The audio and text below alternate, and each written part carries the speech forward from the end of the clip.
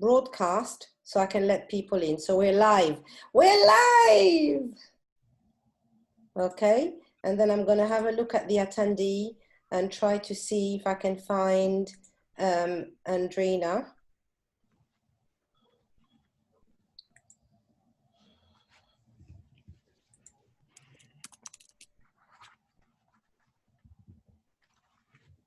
So we've got 8 people in the room already.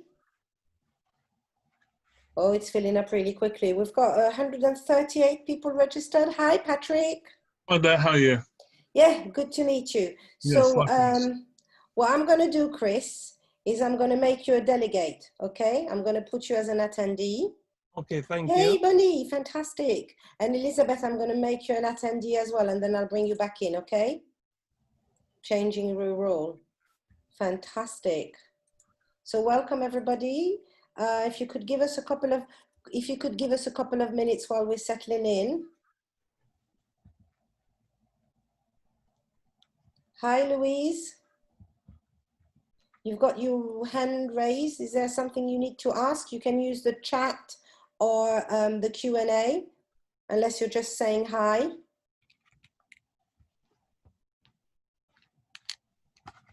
We're starting in 4 minutes. Good to see how keen and eager people are.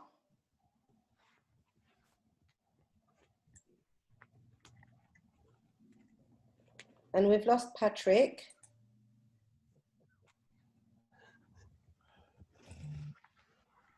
Hi, everyone. Welcome.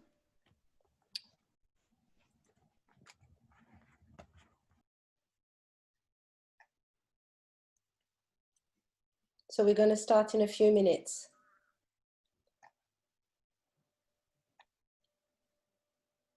I'm going to share the program again with you in the chat. So if you didn't get a chance to have a look at it, got a fantastic group of people. Hi, Jack. Thank you so much for coming. So we've already got 24 people. We're expecting 138 today. So I'm really pleased about that. And this event is being recorded.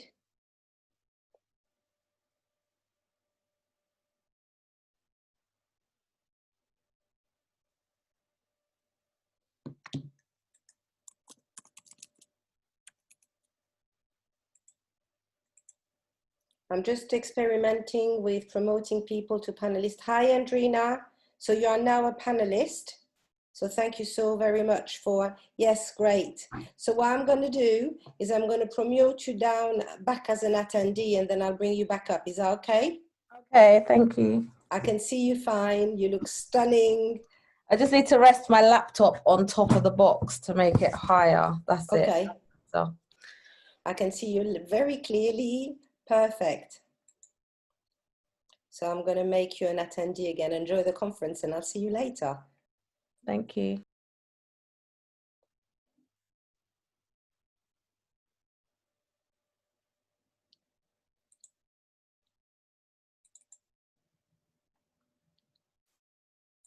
So welcome, and thank you for registering for this event. But most importantly, thank you for dedicating your Friday afternoon, known in education as the graveyard slot, to attend this conference.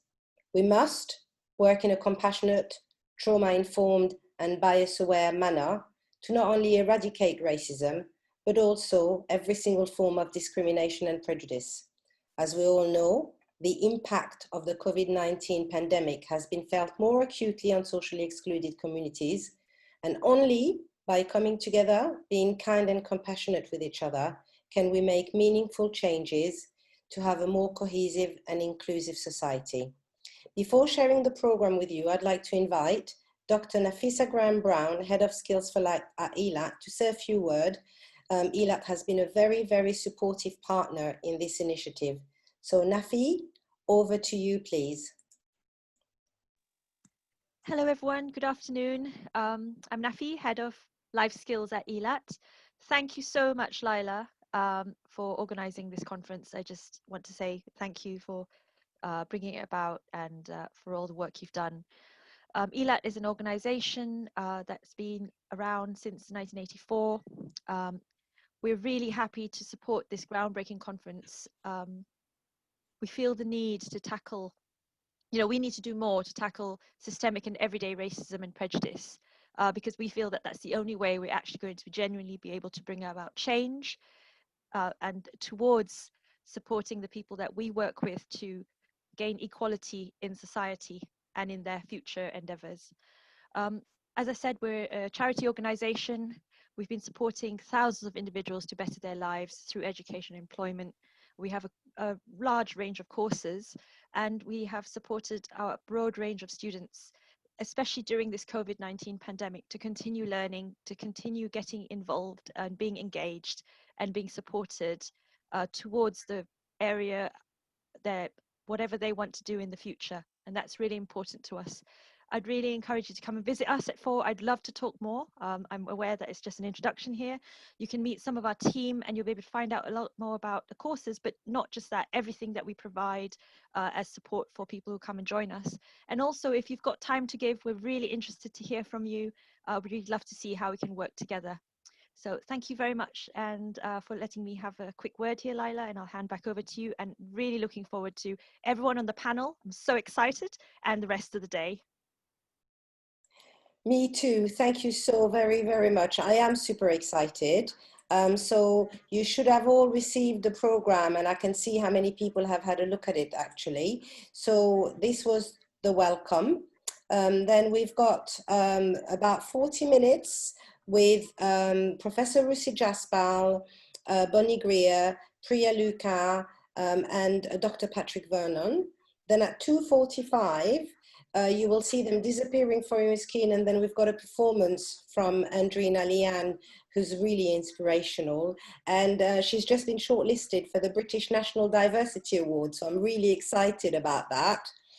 Then 2:50, I think we might have a little bit of a comfort break after Andrina. I think we'll need it. And then we'll move on to a panel looking at social justice in education, covering 3 themes: decolonizing the curriculum, Black attainment gap, and BAME leadership in further education and higher education, with Elizabeth Andrews, Shakira Martin, and Professor Chris Imafidon. Throughout the entire event, you can use the chat feature to make some comments if the sound's not working, or if you want to respond to the panelists, and you'll have the opportunity to ask all of our presenters some questions. 3:20, we'll be hearing from Alicia Graham, who's the director at Real Rebels Radio. And I can see that I'm making, this is great. I can like correct myself live. And she's been doing some amazing work supporting socially excluded communities through workshops with young Black people at her radio station. Then we will have a very brief presentation from Sarah Garrett, MBE. She's developed a fantastic toolkit on how to be a better ally, and an anti-racist toolkit. And then at 4 o'clock, so I'm experimenting with this, so please bear with me. It should work that if you wanted to go and visit ELAT and find out about the range of courses, you just click here to join. Same with BAME recruitment, they're coming in with quite a lot of jobs. You can meet Alicia in her virtual room, and we've got a couple of charities, the UK Lesbian, Gay and Immigration Group, who are going to talk about the work that they do. You can meet Elizabeth and find out about coaching, or find out about the work of the Ruth Heyman Trust, which is the only charity which is entirely run by volunteers.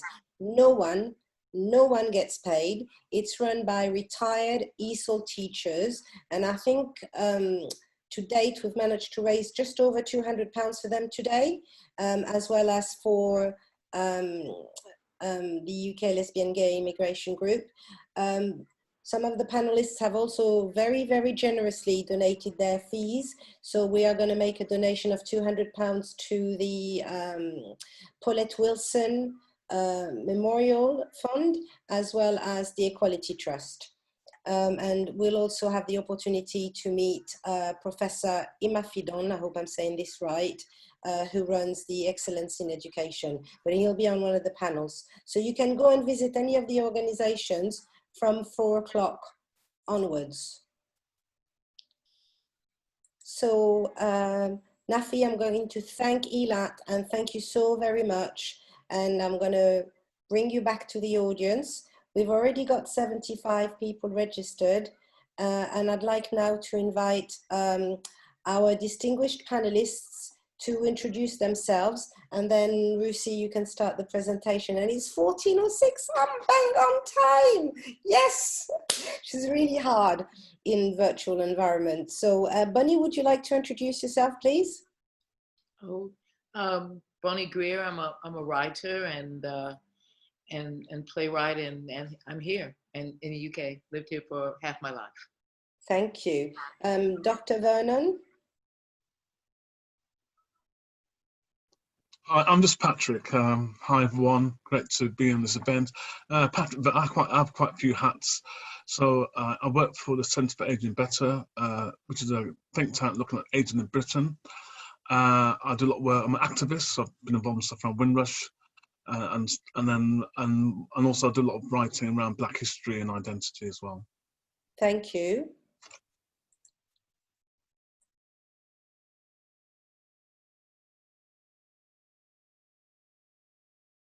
Priya, would you like to unmute yourself? Says Lila, muting herself. This is the joy of live. Thank you very much. So tell us who you are and in what capacity you're here today, and then I'll ask Rusi to introduce himself and then launch into the presentation. Once Rusi has finished his presentation, then Bonnie, Patrick, and yourself will be invited to comment, and then we'll take questions from the panel, from the audience. Is that all right? Great. You have no choice in the matter. Hi everyone, I'm Priya. I'm an economist in international development focused on looking at the experience of historically marginalized communities. And I'm here today representing for the Equality Trust, where I'm a trustee. Thank you. And last but not least, Rusi. Thank you, Lylan. Thank you, fellow panelists as well. I'm Rusi Jaspal. I'm a professor of psychology at Nottingham Trent University. And a lot of my research focuses on the psychological aspects of prejudice, including racism.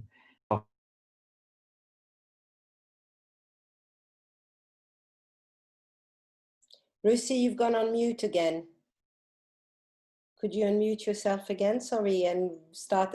Don't you love being live? Yes. Right. Hopefully you heard. No, you need to start again. Okay, I'm Rusi Jaspal. I'm a professor of psychology at Nottingham Trent University. Much of my research focuses on the social psychological aspects of prejudice, including racism, and it's on that topic that I'll be speaking for the next 15 minutes or so. So I'll just share my screen with you now and open my presentation.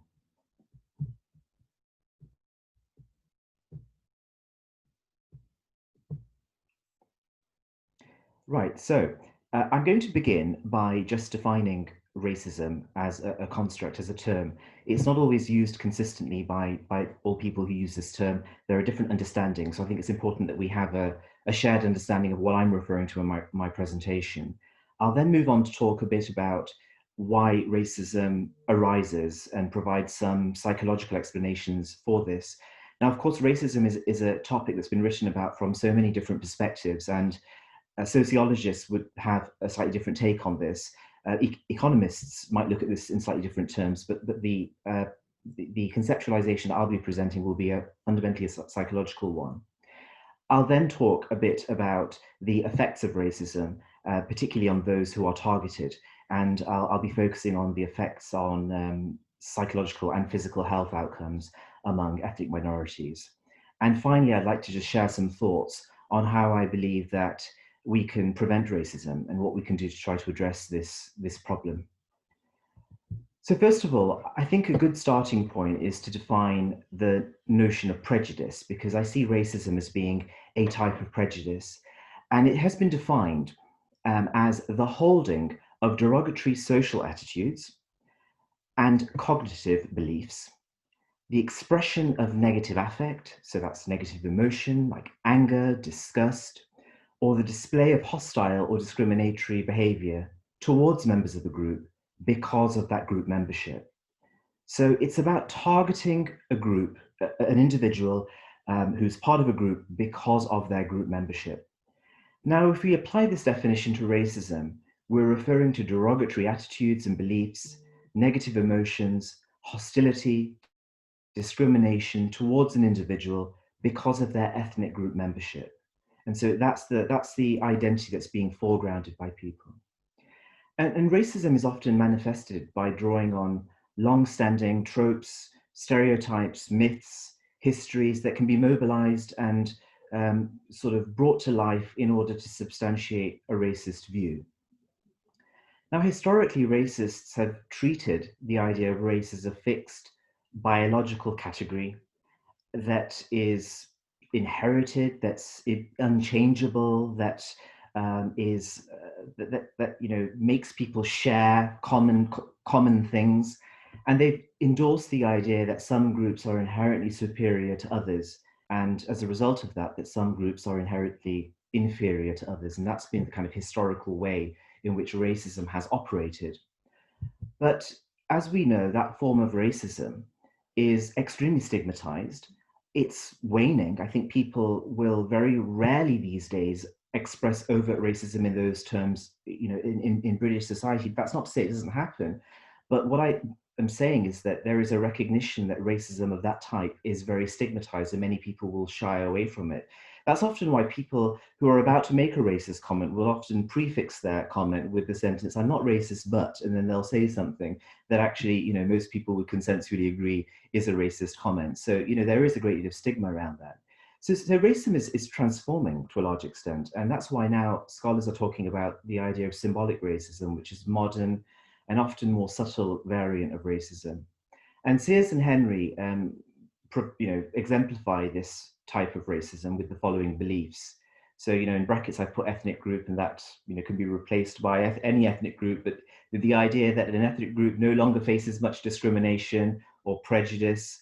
The failure of this ethnic group to progress results from their unwillingness to work hard. So this idea that ethnic minorities are lazy, ethnic groups are they're demanding too much too fast. They've gotten more than they deserve. So there are lots of subtler ways of manifesting racism that may be more socially acceptable to some people than the more overt forms of racism. There's also been a shift from the idea of race to culture in racism, actually. But culture is still talked about as if it were very fixed and very immutable. That's why I think a lot of scholars are referring to other forms of prejudice like Islamophobia, anti-Semitism, as forms of racism as well, because although it may be about a culture, be it religious culture, it's often the kind of prejudice is often this idea that the things they're essential to these people, they're inherent to these people. And indeed, some people have talked about casteism in India and in the Indian diaspora as also being a form of racism because of the way in which that's talked about as being something inherited, something that's essential to the individual and almost biological in nature. So racism hasn't gone away, it's just manifested in novel terms, and I think we've got to be cognizant of that, we've got to be mindful of that. So why might racism occur? What's the explanation for racism? Particularly after the horrors of the Holocaust, psychologists became interested in trying to understand what could have led to the systematic murder of millions of people on the basis of their ethnicity. And so that kickstarted quite a bit of research, beginning with research into personality traits. And there was work around the authoritarian personality that essentially argued that individuals having an authoritarian upbringing characterized by a very strict upbringing where conformity to norms and conformity to rules might increase one's receptivity to any perceived diversity, such as, and therefore to the endorsement of racist ideas. There was also research into personality showing that values, which is a personality trait, some values may be more associated with prejudice. The idea of conservation, people who are very focused on conservation, are more likely to manifest prejudice, including racism. So this kind of body of research is talking about how personality may lead people to have a proclivity to engage in prejudice. We've also done some work, with a colleague I've done some work showing that social clinical factors can play a role. People who score high on paranoia, for example, in our study were more likely to endorse Islamophobic ideas and to be Islamophobic towards other people. So, you know, this idea that people who are overly suspicious, often irrationally so, are more likely to target out groups, so groups other than their own, to direct this at. And I think, you know, that kind of research is important, but I think it doesn't provide the whole explanation, because that's very much about the individual. What I believe is that those sorts of factors can make some people more at risk of being prejudicial and engaging in racism, but there are some other factors that need to also be in the mix. And that's where group dynamics come in. And there's been quite a lot of research in recent years looking at how people start to see themselves as members of groups, and they start to categorize other people primarily as members of a particular group. And we refer to that as social categorization and social identity. We do that simply because we need to make sense of the world. And we try to reduce things down to categories. It provides us with a sense of distinctiveness when we are part of a group and when we see others as being part of groups. It gives us a sense of belonging as well. When we engage in that categorization process, we also develop stereotypes, which again helps us to derive meaning. It helps us to anticipate how someone is likely to behave towards us when we develop stereotypes. And sometimes these stereotypes are developed on the basis of one's ethnicity. Research shows that we engage in downward comparison, which is an idea that we compare our own group with other groups in a way that will make us feel that we have more self-esteem. So essentially we emphasize the good things about our own group, and we tend to emphasize the less good things about other groups. And of course, it's easy to see how this can lead to racism. There are social triggers in our environment, events, for instance, that can occur that can increase people's levels of perceived threat. And it can make them feel that their own group is at risk of either limited resources or at risk of being annihilated, being damaged in some way. And think, for instance, about the September 11th attacks, and in the aftermath of that attack, how there was a great deal of Islamophobia that was manifested. So that's just one example of how an event can increase those levels of perceived threat. And of course, the institutionalization of racism is very significant as well, because when these racist views that can exist at individual levels are institutionalized and formalized, they become accepted uncritically, and it also starts to guide people's patterns of behavior. And I think a very compelling example of that is where governments around the world may sometimes endorse racism and violence against a particular group, as we saw with Nazi Germany and the institutionalized racism against Jews. And this too can sustain racism within society, and there becomes a reciprocal relationship between that at a societal level and also at an individual level. So in short, what I'm saying is that I think all of these areas of research are important, and what we might conclude is that racism can occur when one forms one's sense of identity primarily on the basis of race and ethnicity, sees others as being fundamentally different and as posing a threat. And as I said a moment ago, some of these individual factors like personality can make some people more prone to responding in a racist way to these sorts of perceived threats. How does racism affect people? Well, I think it's important to point out that racism has many, many negative psychological and physical health outcomes. And I want to just talk a little bit about the work that I've personally been doing, where we've collected evidence about these negative outcomes. In my research into British South Asians, both first-generation South Asians and those who were born in the UK, second-generation South Asians, racism can be really threatening for their sense of identity. It can lead to poor mental health outcomes. It can lead them to internalize some of the stigma around their ethnicity, to feel that they have less self-esteem as a result of their racist experiences. We've also found in much more recent research conducted this year that British respondents of Black African and Black Caribbean ethnicity reported more racism than other groups. And the other groups that we examined in our study were British Indians, British Pakistanis, and British Bangladeshis. And that this perception of racism was associated with two things.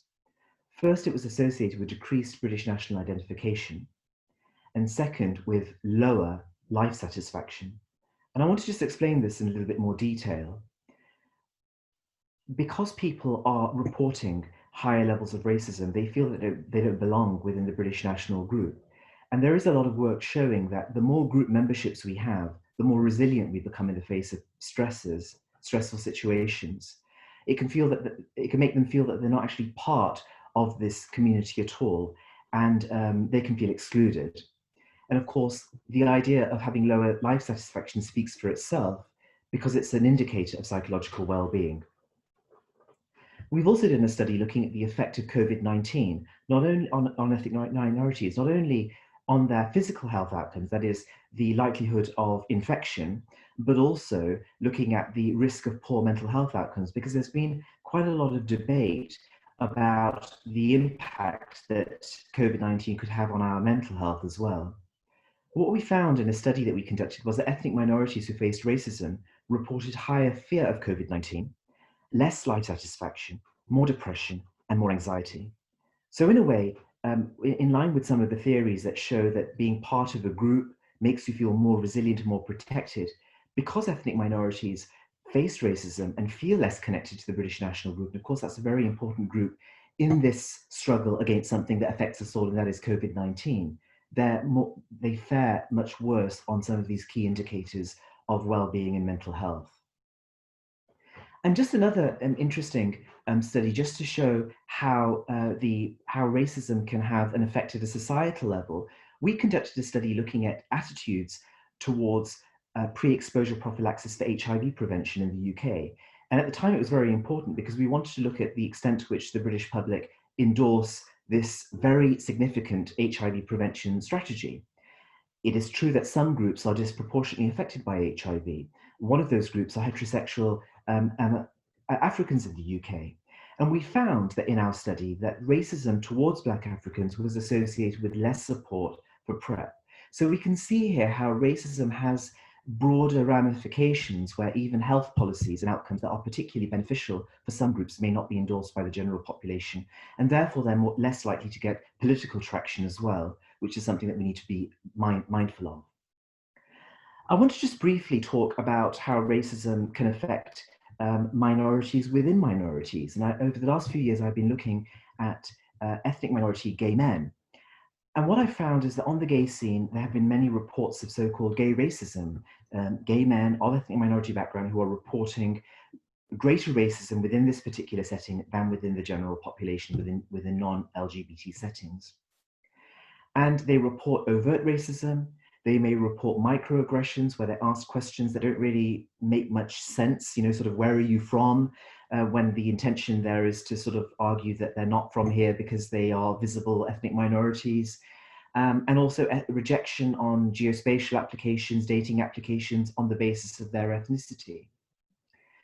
And this is really quite significant from a psychological perspective because we're talking about a group of people who may be already exposed to a great deal of homophobia from within their own ethnic group, but then also exposed to racism from a group from which they're expecting support, and that's other gay men. So people may be excluded from a possible source of support that they're expecting and hoping for. We've also found that gay and bisexual men who report racism, who are also ethnic minorities, are more likely to experience lower self-esteem and to engage in sexual risk behaviors, possibly as a means of trying to cope with their aversive experiences of racism. So I hope this illustrates the ramifications that racism can have for a diverse number of communities.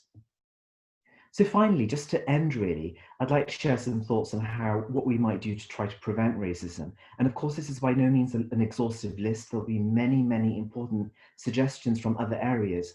But what I think is important is that we need to, first of all, increase self-awareness. Because of the stigma around racism, overt racism, because people seldom acknowledge that what they're thinking and feeling and saying can be construed as racist, people may not actually be aware of this. They may be in denial about this. I think it's very important for people to be trained to think about some of their underlying hidden biases, within the privacy of their own home to complete, for example, the implicit association test, which helps people to become more aware of biases that they may be less conscious of, so that they can think about them, so that they can try to address them. I think groups need to feel secure. A lot of poor relations between groups arise when people feel that they're not socially valued, that they have less institutional support, and that they're threatened by other groups, threatened with fewer resources that are going to another group, or threatened with extinction. I think it's really important for these points to be clarified and for correct information to be disseminated, for example, through the print media, through the press, and through political rhetoric. Groups need to know, understand, and associate with one another. Contact is really important. This decreases suspicion. This decreases the risk of what we might call sinister attributions or scapegoating, which tends to occur when bad things happen. Groups that are less powerful, that are minorities, tend to be targeted in order for people to make sense of why these problems are occurring. That's clearly visible in areas in contexts of economic problems. And we also need to promote a sense of familiarity between groups so that people aren't just relying on stereotypes, the negative ones that they've been created, but they have first-hand knowledge, and often very positive first-hand knowledge, to be able to draw on when they relate to other groups. Now, a particularly important point from my perspective also is that we really need to understand our history. I think we mustn't silence our history. We need to talk about difficult topics in history, things that may make some people feel ashamed, but that are still very important to talk about. Talking about the British Empire, talking about slavery, and talking about those very, very challenging, difficult issues, because this helps contextualize the present. And I think by ignoring history in the past, as this sometimes occurs, people have a very limited knowledge, and it limits them from moving forward in a conciliatory manner. I think what we call superordinate identities are also very important. And this relates to my point about why I think British national identity can be a really important tool as well.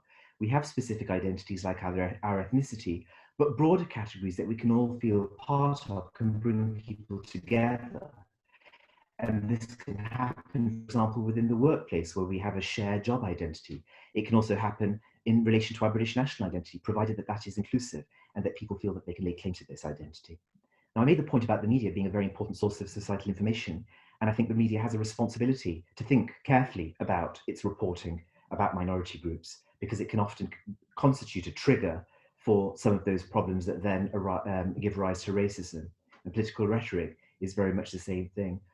Far too often around the world, we see political rhetoric being used for political goals and racist rhetoric being used to achieve particular political goals. And I think that can have very insidious effects. What's really important is that we also all understand and we promote this idea that racism is good for absolutely nobody. It permits a system that oppresses people on the basis of a group membership, and it creates a system where prejudice of all kinds is possible and can occur. Thank you very much indeed for listening. If you're interested in the work I'm doing, please feel free to visit my website, and you may wish to follow me on Twitter, and that's my Twitter handle. Thank you very much indeed.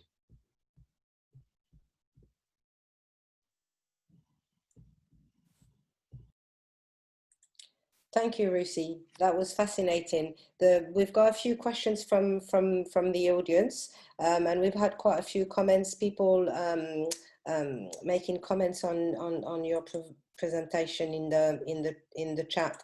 I'd like to invite Bonnie to comment on your presentation. Bonnie, can you unmute yourself? Yes. Can you hear me? Yes, perfectly. Oh, thank you, Rusi and everybody. For me, and like I said, I've lived here half my life, so that's a long time. And I mean, what Rusi's saying is true, but also I think what I would emphasize is that the analysis in this country of racism is too often sort of based on an analysis out of America. I think we take too much from the African American experience wholesale. I think there's some interesting things that are there, but I don't think that they completely apply to this country. In fact, I think they apply very little to this country, and other than the fact that we have the same ethnicity and so forth. This country is much more complicated, and I'm really interested in, hearing from the rest of you in terms of how you're investigating this. I think it's quite dangerous, actually, at this juncture. I of course agree with Black Lives Matter, but I thought the wholesale taking of the slogan, the wholesale reaction to it, the way that it sort of got taken by the media and activists also helping the media take it, didn't touch what is going on in this culture, which is, you see, what in America, what we don't have in America is a huge history with colonialism. And what happens in colonialism is that the colonizer hierarchizes people. So, and I mean, what I'm observing, for instance, is with the Boris Johnson cabinet, on the surface, if you look at it as, I suppose a white person or whatever, I'm not making a big generalization, and I apologize beforehand for doing this. But, you will see brown people, you will see ethnic minority people. What you don't see, if you take the Black Lives Matter slogan wholesale from the United States, is you don't see where those people come from and in what relation they have the rest of the, say, Asian community, what that community doesn't have a relation to the African community, with the African Caribbean communities doesn't have relation to the African community within its own self, the African Caribbean community. Man, we can go on and on and on. And I know all of you on the panel are working and have worked for years in trying to analyze this and pinpoint it, but it doesn't get in the media because it is not expedient to discuss. So we need, I think, to really, if we're going to talk Black, going to teach British history, we're going to talk about racism. We really need a very forensic examination of class and colonialism as it impacts on people who are not white, because unless we do that, we're going to miss it.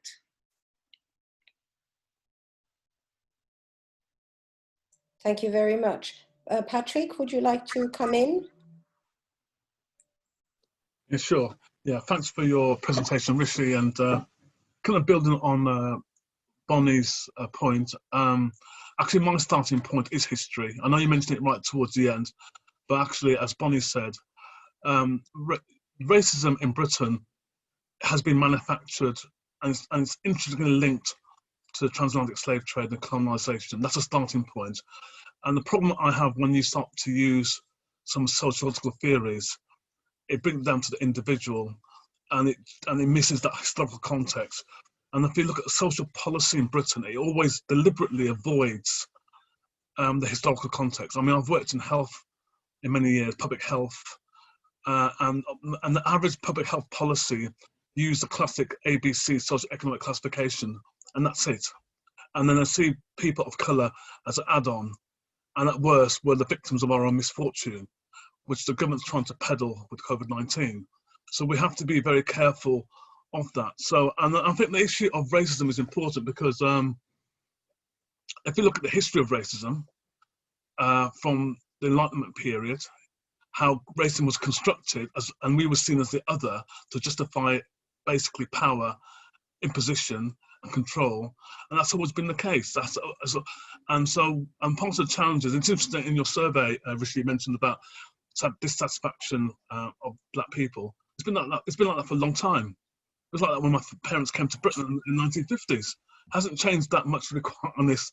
We were told the streets were paved with gold, and what we got was colour bar. And we're in 2020, and what has changed fundamentally around how issues of racism as well. This is quite important. I think the other thing also in this kind of conversation about racism, and particularly around the Black experience of racism, which I think is often overlooked. It's only because of Black Lives Matter that we're talking about this stuff now, but it's always never been taken seriously. I was with Bonnie on Radio 2 quite recently, reflecting on the civil rights movement and Martin Luther King's speech. And what's quite clear, there is a difference between America and Britain, because I think if we had plantations in London and in Somerset and in Cornwall, we'll be having the identical conversation as in America right now, but we don't, because we're given the impression that Britain's a fair, tolerant society, and some elements it is. I mean, you know, compared to the Deep South, of course, you know, there's no comparison there, but No. Oh no, okay, we'll get to that later then. But at the same time, if you look at the Black experience particularly, and the way how other communities have been treated because of colonisation is different. And the best example I have to give you is the Windsor scandal. You can't get it more real than the Windsor scandal, where the hostile environment policy was targeting all people of colour. That was the bottom line, because of Brexit and all that kind of stuff. We know the history of that. But disproportionately has had a massive impact on people of Caribbean heritage and people of African heritage. And yet the government have not taken this seriously. When the government talks about right and the wrongs, it's an insult to the Black Power movement and an insult to Black people when it's been used time and time again to give the impression that it's been used. And if you compare what happened recently when Dominic Raab automatically gave status to 3 million Hong Kong Chinese without going through the Home Office immigration system, and people of the Windsor generation are still going through that even today, it tells you the differences how racism manifests itself even in 2020, and stop and search. You know, the list goes on and on and on. And now there's a growing discourse in Britain. I'd be interested to explore this on this call actually. That people saying don't want to use the word racism, because if you use the word racism, everyone says that we're all being discriminated, but other people are discriminated more. And now people use the expression Afrophobia, you know, which was recognised in the Durban conference in 2001, the international conference that took place in South Africa, where it recognised that that slavery was a crime against humanity. Apart from some countries didn't support that, and now 20 years later from that conference, a lot of people are saying, let's talk about nuances of discrimination. That if you're a gypsy traveller, you are discriminated differently if you're a Black male compared to a Bengali woman. But yet, when the government used the word BAME and everything else, it gives the impression that everyone's suffering at the same time, and we're not. So I think that, I mean, I'll stop there anyway, but I think this I can see that Bonnie is very, very eager to comment. Could I just invite Priya, because you made some really interesting points around the economy, and that's your area of expertise, Priya. So I just welcome your thought, and then Bonnie and then Lucy to respond, and then we'll take some questions from the audience. I mean, people are commenting, agreeing, disagreeing. It's fantastic. We've also got quite a lot of questions who have come in. So Priya, please, would you like to unmute yourself? Sure. I mean, such interesting perspectives that we're discussing here right now. And, you know, from my kind of what I'm coming at this debate from as an economist, but someone who's worked as an anti-racism campaigner at the former Commission for Racial Equality in the UK, and then really, you know, try to use my economic lens to kind of visibilize the disparity that's experienced at group level, but without that kind of homogenizing effect that policymakers are so keen to do when they're presented with the different stories of kind of the lived experience, which is kind of, you know, the kind of, that's kind of the result of kind of years of working in policy making that I can deduce that, you know, there's a real emphasis on kind of merging the whole lot of the disparity that inequality data tells us. And I'd say that, you know, the work of the Equality Trust has been really important here. I mean, there's been so much work to really focus on the impact of inequality on all of our lives, and work by our chair, Kate Pickett, in the Spirit Level report, really set out that inequality is bad. It has a negative impact on all of us, but we're really seeing that hardwired inequality manifest in many outcomes now. And in relation to COVID, that particular disproportionate effect on different groups in a very, you know, I think it's really important to understand the context of each group, as Patrick's saying, and that's so fundamental, and that's what's being lost. I mean, I think that a lot of the Equality Trust's work is really about building a substantial body of evidence and research about how to reduce inequality and how that has significant public benefit through enhanced health and social outcomes. And that's kind of the premise of our work, that socioeconomic inequality undermines the fabric of our society, of physical and mental well-being. But I think that it's also really important, like bringing my equality and economics hats together to say that it's vital to bring economic justice campaigning into the kind of intersectional kind of realm of kind of understanding different phenomena.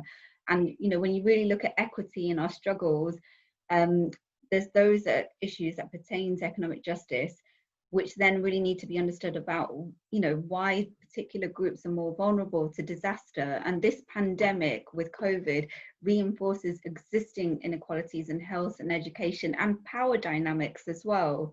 So I think, therefore, for me, you know, whilst I started my career as, you know, fairly mainstream economist with, you know, being brought in the, you know, being trained in the neoclassical tradition, what I've gone through in the last few years is really like working very closely with the reparations movement and really fundamentally dismantling my kind of way of viewing economic theory and trying to re-envision what the kind of reparations movement is about, which is really about kind of understanding historically marginalized communities, understanding how those disparities are derived from slavery and colonialism, and looking at them in different contexts, and then trying to understand what why that deprivation needs to be understood in modern social policy making. And it raises the issues then, therefore, of compensation, of reparations for the legacy of these impacts.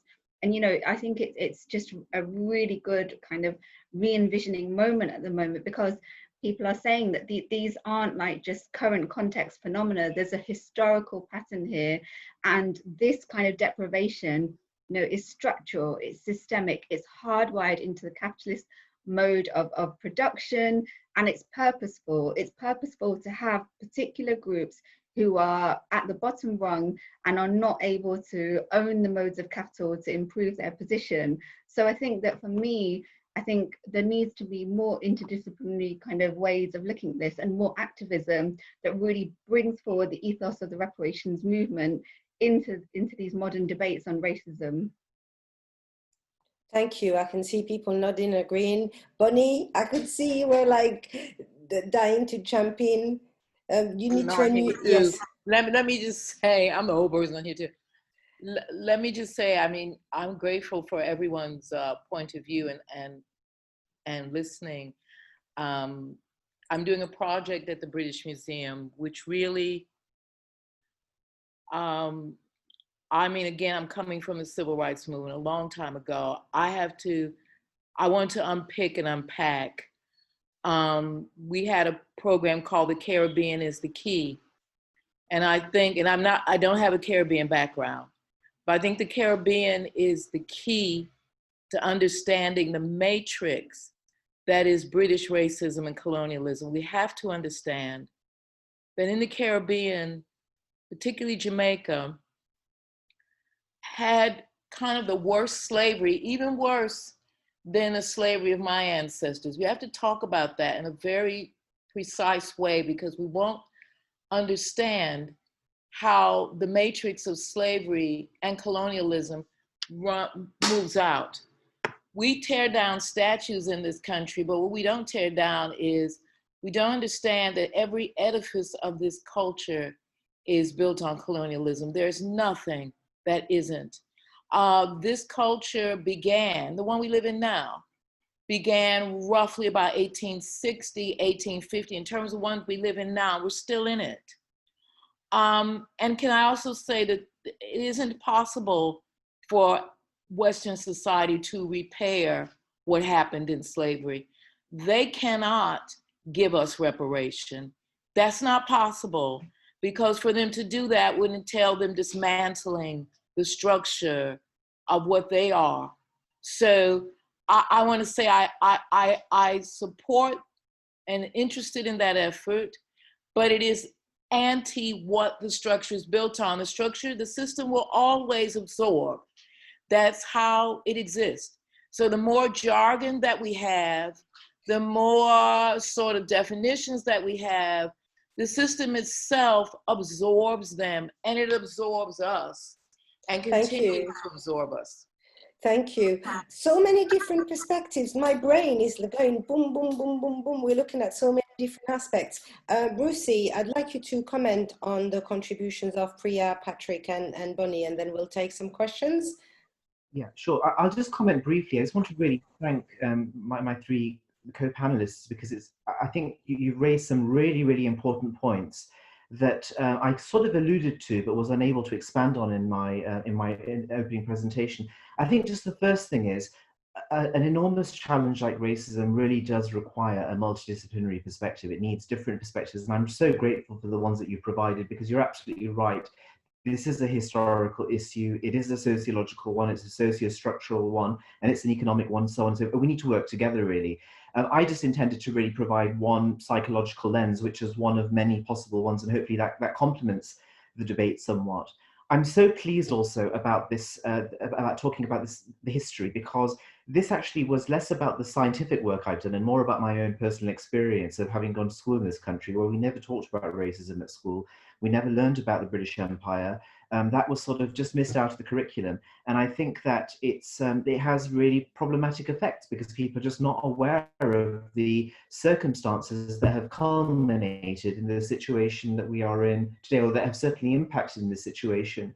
And I think it's very important that we do talk about this in a reasonable way, in an informative way, in a way that other countries have had to come to terms with shameful aspects of their own past as well, and have done that as a means of informing the present and the future and trying to build on that. So I think that's very important indeed, and I really hope that would be one policy change that we see in the UK.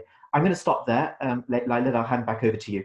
Thank you. I just wanted to also say that people seem to forget that, but it hasn't been mentioned, or maybe if it was, I didn't hear it, about we're leaving Europe and Brexit, and there are Black French, Black Belgium, you know, so it's such a complex issue. And I think what the exit from the EU has demonstrated is that people think it was okay for them to become racist. Do you know what I mean? It's completely and utterly changed the rationale and the dialogue. And for me, racism is one of the many discrimination. I think you touched on your presentation, Rusi. You talked about, you know, homophobia and anti-Semitism, if I recall properly. And for me, someone who's a bigot is a bigot. End of, you know what I mean? Is someone who hates us for many reasons. But what you cannot do is hide the color of your skin. You can hide other protected characteristics or parts of your identity. And it's really, really interesting. So I've got so many questions. I've just messaged Andrina, who's the next speaker, and she has very graciously given us another 13 minutes. So we might have to extend the program a little bit. A really interesting question from Stephen around unconscious bias training. So I don't know who would like to respond to that. Is it the way forward? Rusi, what do you think from a psychological point of view?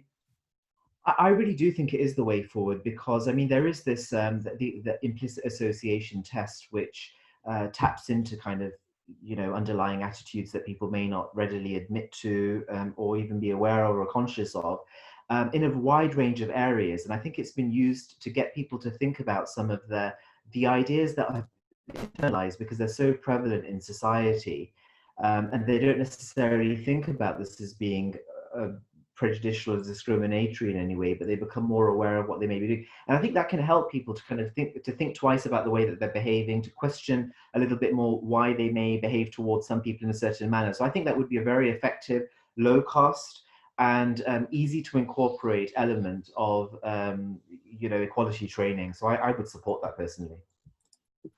Yeah, am I on? Yes, I think we need to go further. We need to be trauma informed as well as bias aware, and also be more compassionate. And sometimes I feel like organizations just, you know, bring in a consultant that they pay quite a lot of money, and they've done the bias training, and then, yeah, that's okay, we're inclusive now when the job's done. I think, and also I think to touch on, can't remember who mentioned the government, is probably Bonnie, because we're both very political. You can have black and brown people in government, but it doesn't mean that you have diversity of thoughts. And I think for me, this is really important. Like, what does it mean to be really inclusive? What does it mean to be really, really diverse within your organization? So I'm going to invite you all for some final comments, starting with, I know, Bunny, you're very eager to speak, so you will have the last word, okay?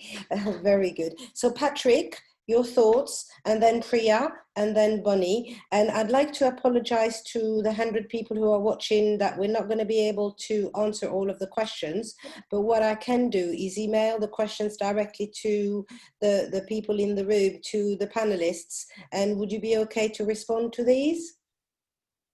Yes, thank you, Rusi. Okay, so Patrick. Obviously, there's never enough time to have these kind of conversations. And I know that people probably online feel a bit frustrated with having the mugs of tea and demanding, I want to speak, I want to share.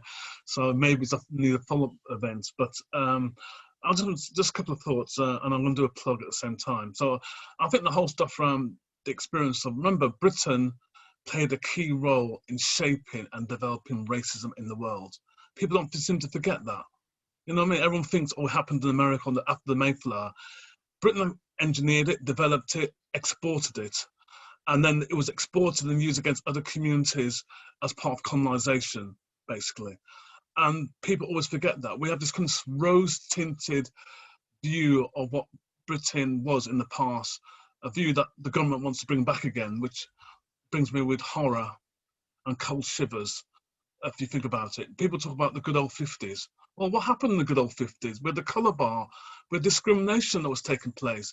And when people had to fight for their rights on the streets, in the courts, and eventually persuade parliamentarians to pass legislation from 1965 Race Relations Act to modern day. The struggle in Britain has been a long one for racial justice and equality, and we're still, no further than Nirvana, to be quite honest, as well. And I think one of the conversations is what it's about issue of identity. Racism, identity, and cultures is interlinked into that. And often when people say, oh, I'm not racist, but I like my Balti, or I like Bob Marley. Well, what's that all about?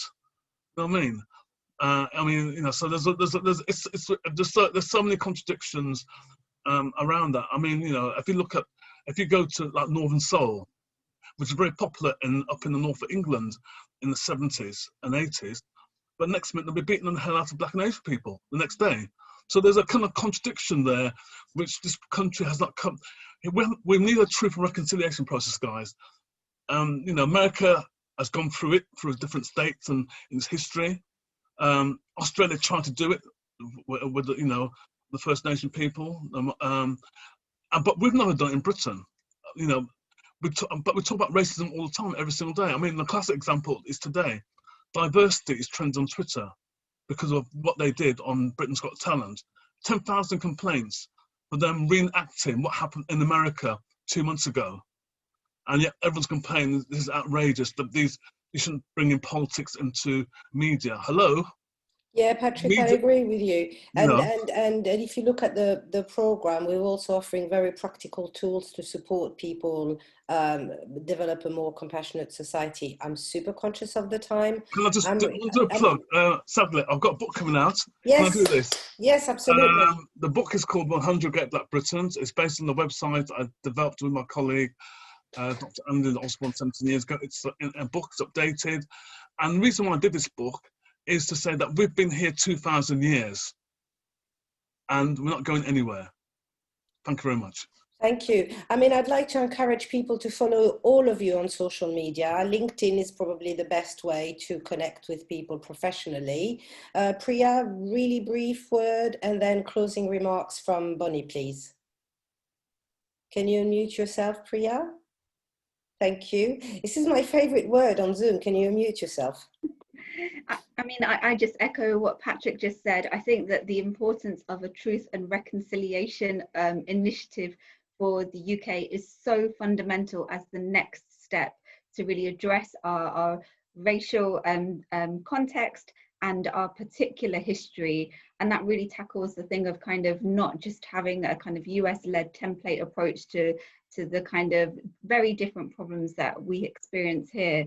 And I think that, in doing that process, we need to be pioneering. But it's not, you know, it's not just that the UK have done this, the US have done this, Tunisia has done this, and had a really, really, you know, important process in looking at austerity proposals and policies that were imposed on it by the IMF.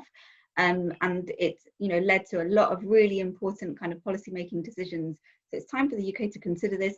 And, you know, in line with some of the questions that are being raised, absolutely there needs to be a decolonial mentality to kind of economic policy making. And I think that needs to go to the heart of kind of the economic infrastructure and its apparatus. So, you know, one of my big pieces of work that I'm focusing on right now is really what would a decolonial approach look like when we're thinking about institutions like the IMF and the World Bank.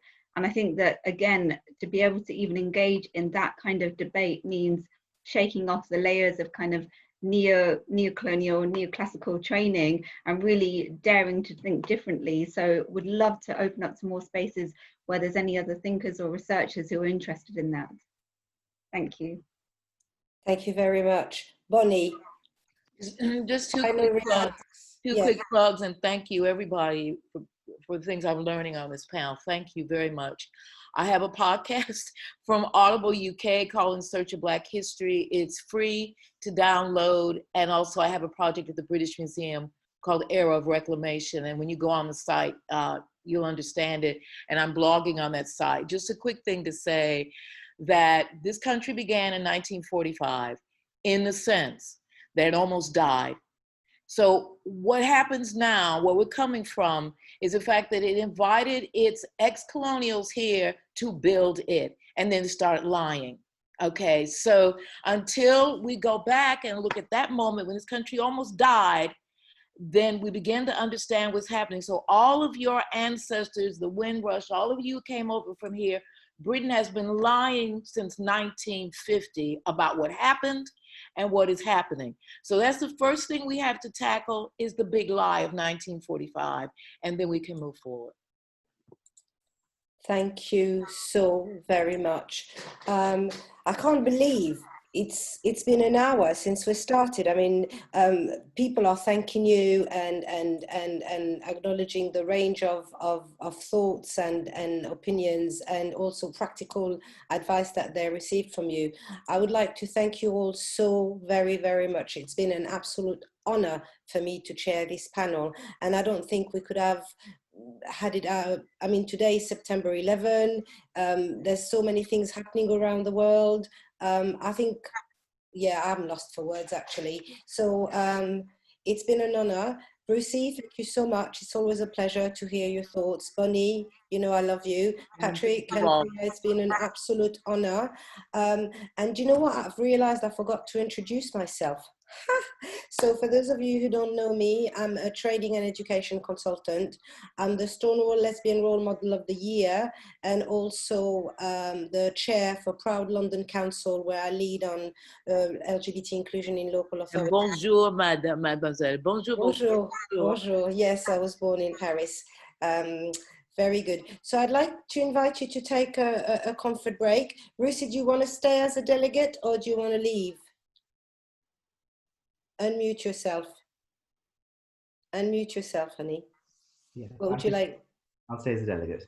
Okay, so I'll change your role. Bunny, what would you like to do? I'm going to say adieu and my love to everybody, and I'm following you all, and you know, stay in the fight because you're the ancestors right now. So thank you. And I've just invited Andrina to join us. So thank you so much, and I'll see you again soon. Patrick, what would you like to do? I can't hear you. Would you like to unmute yourself? Unfortunately, I've got another meeting I've got to attend. I know it was, yeah, I know trying to squeeze you was a real. No, but it's been pleasant to be here. Thank you. And hopefully we'll organize some more again. This is just the beginning. We're not going to go away. That's good. So, thank you very much. No problem at all. Bye, everyone. Bye-bye. Priya, would you like to stay? I will be back with you after the school run. Okay. Thank you so much. Bye. All right. Andrina, would you like to introduce yourself? Hi, thank you, Lila. Thank you so much for inviting me to be part of this wonderful conference. It's such a Great learning experience, isn't it? I've learned so much, especially from the presentations and the panelists that we've seen and heard from so far. Yes, I'm an inspirational speaker and poet. I'm about to share with you a And you've been shortlisted for... Oh yeah, I've been shortlisted for a National Diversity Award for positive LGBT role model. So I'm really, really pleased about that. The ceremony will be in February 2021 in Liverpool, and yeah, I'm ready. So you also run a poetry event on Zoom. You used to have it face to face for 5 years, and now it's gone virtual. And that's posed some problems, I think, because digital exclusion, especially because your group is super diverse. It's intergenerational. I've attended one of your Zoom sessions, and you have people on a mobile phone who don't know how to share the screen, elderly people, young people, Black people, LGBT, everything under the sun. So do you want to say a little bit about how that's been, or would you like to launch straight into your poetry? Yeah, I'm happy to talk about poetry LGBT. It is very, very diverse. Although there has been challenges in terms of us being online and not being able to physically hug each other in a space, I must say that there's been lots of positives as well, where, you know, we are able to connect with LGBT people all over the world. We've heard from people from the Congo, we've heard from people from Dubai. It's really, really nice to be able to provide this wonderful space twice a month where people actually appreciate and benefit from it. So yeah. Thank you. What's your poem? This poem is called Black Lives Matter, Stop Killing Us. And it was in response to the George Floyd murder that happened a few months ago. Barber Fellas, who are an LGBT choir, they contacted me and they said, you know, I love your work. I'd love to do something in response to, you know, Black Lives Matter. Would you write a poem for us? So I agreed and we worked together. It took us a week to do, and here it is. So I'd like to share it with you. I'll share my screen. And it's...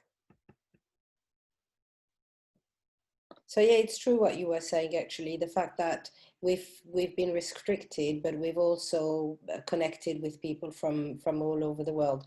So it says you started sharing your screen, so that's fine. I can't see it though. Oh, here it is. Yes. Yeah. And did you remember to share the sound? Hang on, I'm gonna... Don't you love being live? Fantastic.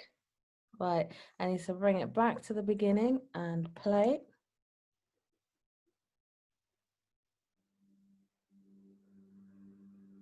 Can you hear it? We who are Black have been under attack for centuries. Check your history. Slavery. The color of our skin and the texture of our hair have made us enemies. The bombs. Wars in countries around the world. Sorry, Leandrina, I think people couldn't hear. Could you start from the beginning again, please? Young lives are disappearing. I'm going to put the volume up our eyes and start from the countless arrests, a knee press.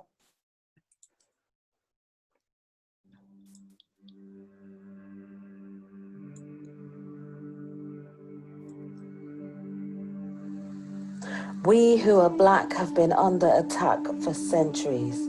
Check your history. Slavery. The color of our skin and the texture of our hair have made us enemies. The bombs. Wars in countries around the world. The guns. Put them down. The knives. Young lives are disappearing right in front of our eyes. The countless arrests. A knee pressed down on his neck. George Floyd was his name. Another brother gone too soon. Dead. Let us live. Let us live.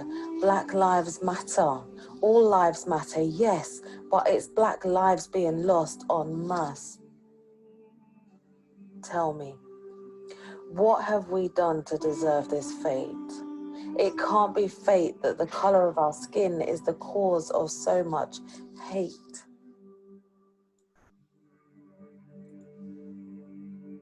This racism has to stop.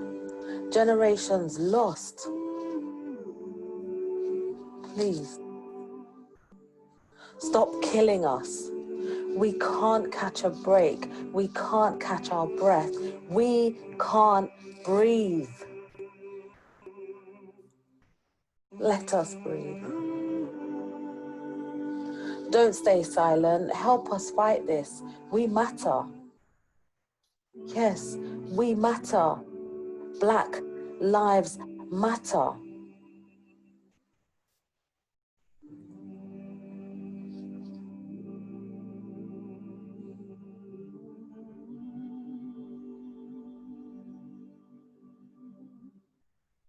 Thank you, Andrina. Thank you so very, very much.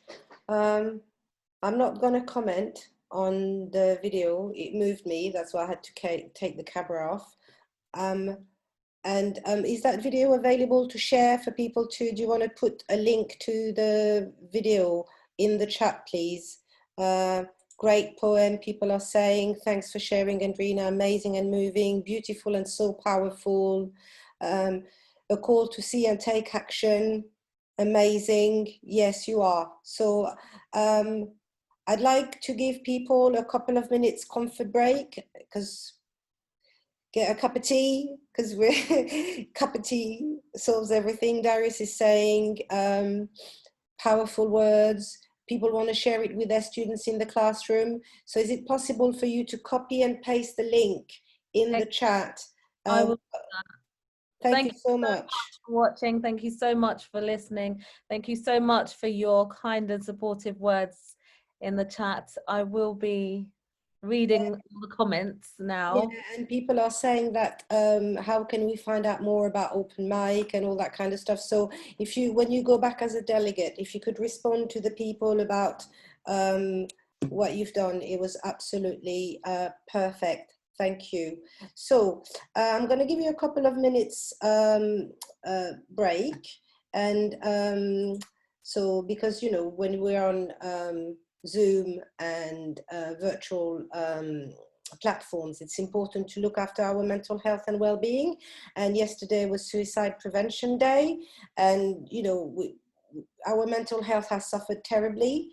So let's have a couple of minutes break, and then we'll move into the next panel, which is looking at education, if I'm not mistaken. So thank you so very, very much. And would you like to stay, or would you like to? Yeah, definitely stay. It's awesome. Thank you so much for your contribution.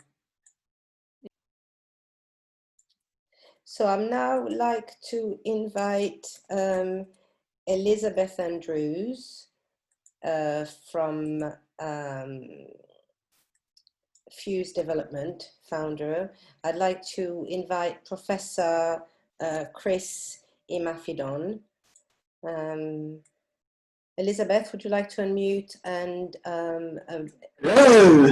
Oh, the sound is not very good. Try again. Have you got any headphones? So I'll have to quickly go and find some. Give me a second. Okay. So Chris, and also invite Shakira Martin as a panelist now. So Shakira, are you with us? Yes, fantastic. Shakira. So Chris, would you like to start your video? You're now, so this is great. I love this ability to be able to promote people from delegates to Lila. Yes, perfect. Okay, would you like to introduce yourself? I hear you now. Can you hear me? Is that any better? Sorry, I have to apologize. We're having a little bit of a comfort break anyway. Yeah, so you can hear me? Perfect. Great.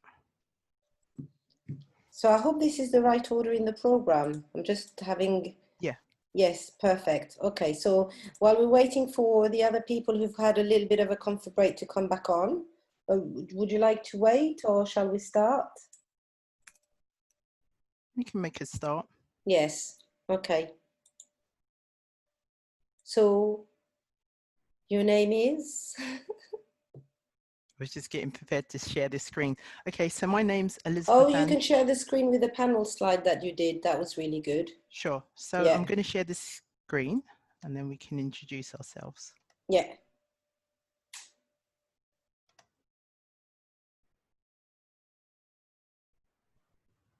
So we're looking at social justice in education, and thanks for putting out the hashtag. Actually, if people are sharing on social media, I'd be really grateful if we could be using the hashtag educating out racism. Thank you. So Elizabeth.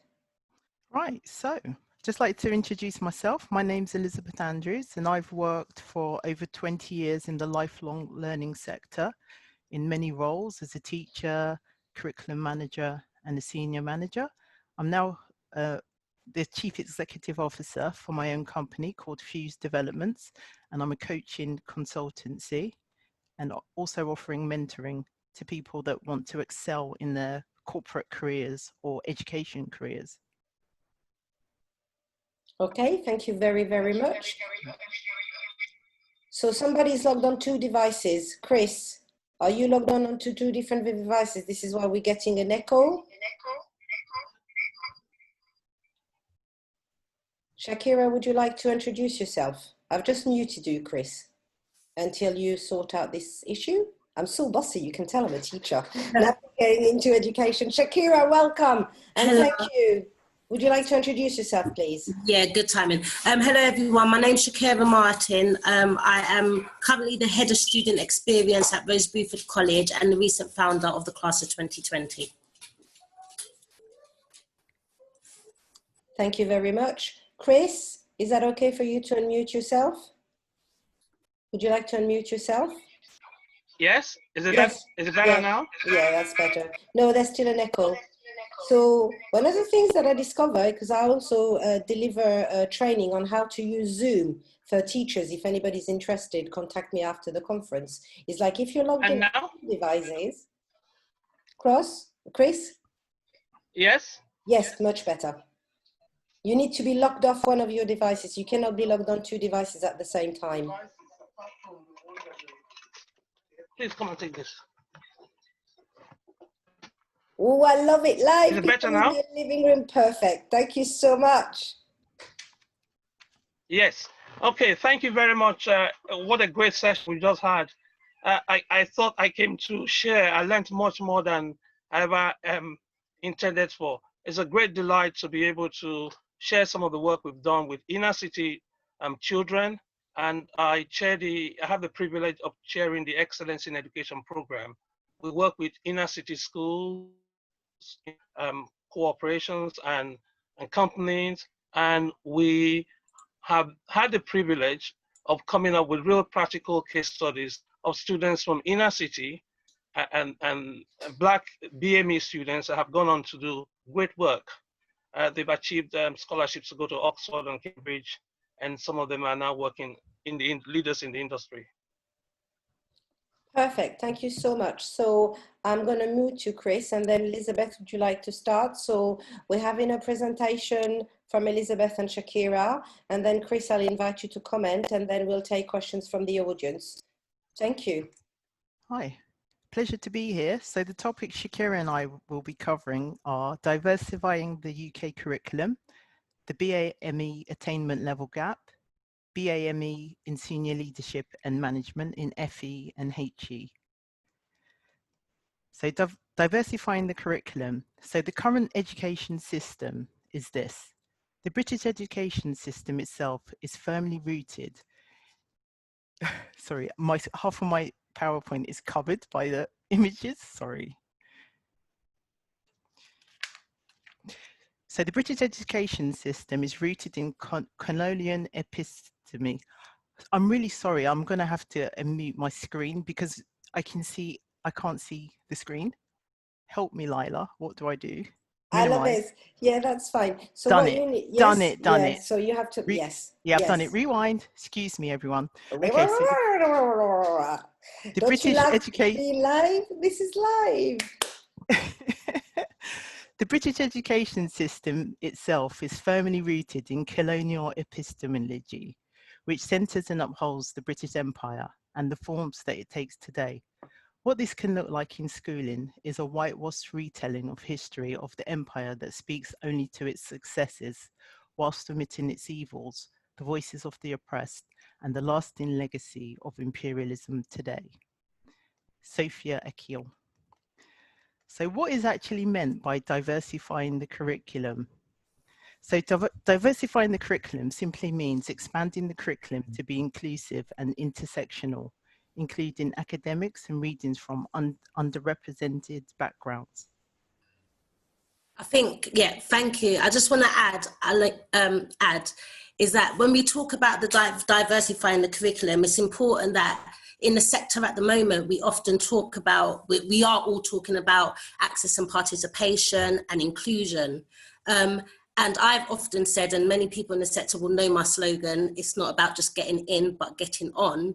So when we're talking about, you know, building back in the labour market within different industries, it all starts about how the curriculum is taught, how is it representing the students in which we are delivering education and teaching and learning to, but also about the perspective of academics and tutors to be able for students from different backgrounds to see people that look like them, because we know that we have a most fruitful education, you know, when we learn from each other and with each other, and bringing diverse groups of people together is really important.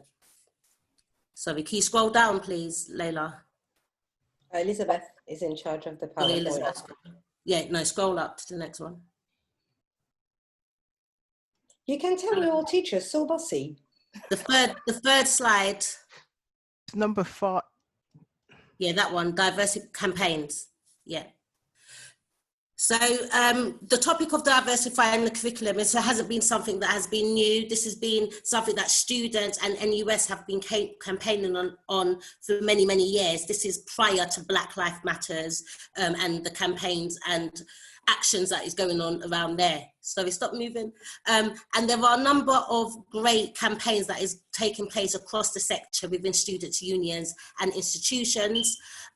One of those is called, stop it there, yeah, Liberate My Degree, which was a spin-off or an add-on, an adaptation of NUS's 2017 priority campaign, which was around liberating our curriculum, diversifying our reading list, you know, BAME and Black professors within our education. And in 2017, Goldsmiths College done their own campaign, which was in line with NUS's campaign called Liberate My Degree, to which the student union at the time made some really great improvements around talking to, you know, the college wardens on campuses to talk about making sure that equality and diversity and inclusion is included at every aspect of the university experience. And I think that's what's really important. When we talk about diversifying the curriculum, that still includes the type of buildings in which we're educating and the learning spaces that we're in, and that's really important. There was a campaign called Why Is My Curriculum White, which was launched by UCL, which again was aiming to diversify the reading list and address the issues of diversity within the curriculum, and from, you know, the importance of getting different perspectives and why having a fruitful curriculum isn't just because it's good to have, but it's about, you know, as I said before, learning from each other and sharing experiences, and recognizing that the perspective, teaching subjects from a perspective or a white perspective will be different, and just appreciating the differences that we can bring within academia and within our institutions. And most recently, you might have heard already about the Free Black University, which is being run from Mel's. I know Mel's, she was the higher education officer at Leeds University, and she will be going on to doing a PhD. And she's working with a number of feminists and activists and educationalists in building, the first Black free university. And I see this as really something that is really progressive. However, it's evident to say that people, white and Black, can no longer wait on, the sector to be leading in this and being, setting a blueprint in this, that people will start to self-organize. And I think this is a great example of self-organizing within the BAME community. Thanks, Shakira. Pronouns, someone is making a very valid point that the pronouns for the person you were referring to is they and them, not she. Yeah, My Elizabeth, apologies. was it? My apologies, they. Thank you. Yeah, very good. Thank you so much. Elizabeth? Okay, so why is it important to diversify the curriculum? So first of all, to promote inclusivity of the BME students, to prepare individuals for the real world. So we're actually preparing people to go out into the world as it is, and not into this, very biased system that they're taught at school, with the curriculum being very focused on the British Empire. Eradicate prejudice and racism, to boost morale and confidence of individuals. It's very important for the curriculum to be inclusive, so that people can identify with what they're being taught, to improve recruitment, retention and student outcomes. Shakira, would you like to add?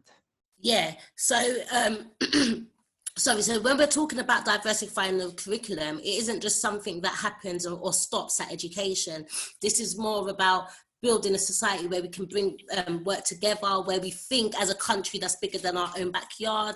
And I think with, Brexit and, this new world under Corona, and the ways in which, COVID and Brexit will affect different minority groups, it's even more so now that we need to start looking at different ways in which we look at our pedagogy and the way in which we teach and expand knowledge.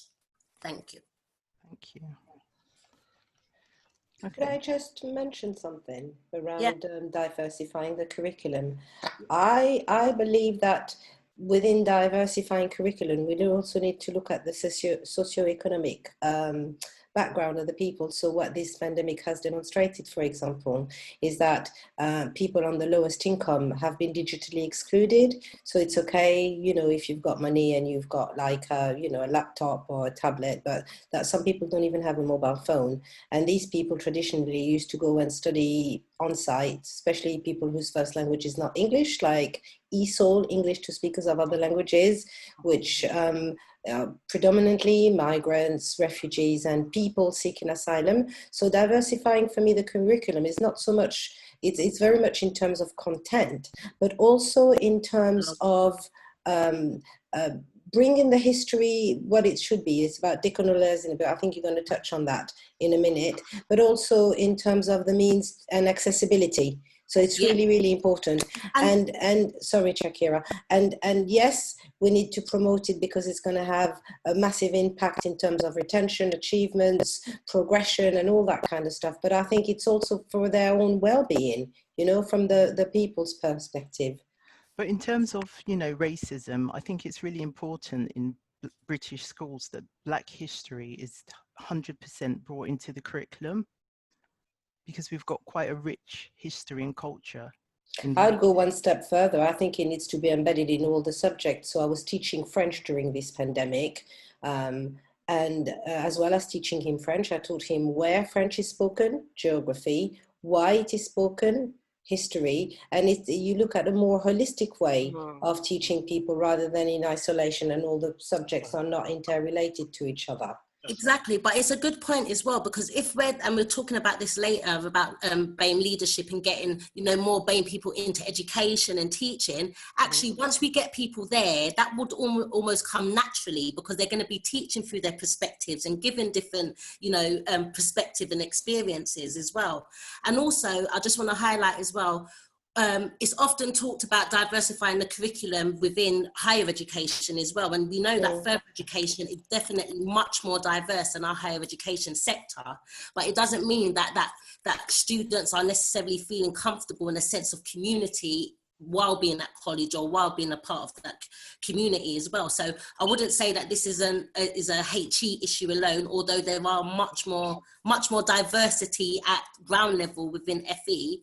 I do think that this is something that we have to see across our whole tertiary education system. Completely. Yeah. Shakira? Yep, so the BAME attainment gap, these stats have been taken from the NUS report and the Guardian article, which is quoted down there. So 77.1% of white students receive a first or 2-1 compared to 61.7% of BME. 7.8% of BME leavers were unemployed 6 months after qualifying compared to 3.4% of white leavers. Again, this goes on to, it's not about just getting in and getting on, it's about getting out, and how are we supporting Black students to either upskill and go on to PhD or go into well quality paid jobs. 6 months after qualifying, 21.2% of white leavers were both in full-time work compared to 58% of BME leavers. There is a 26% Black attainment gap currently, and I mean, I find this stat even just more, shocking, but only 3% of Britain's most powerful and influential people are from BAME groups, despite 13% of the UK's population being from a minority ethnic group. So that really shows when it comes down to decision making and policy and who's running for government, this is a domino effect. And this is why, again, diversifying the curriculum and all the things we're talking about is really important. It's because it's giving people the pipeline to be able to go out and become change agents in their field.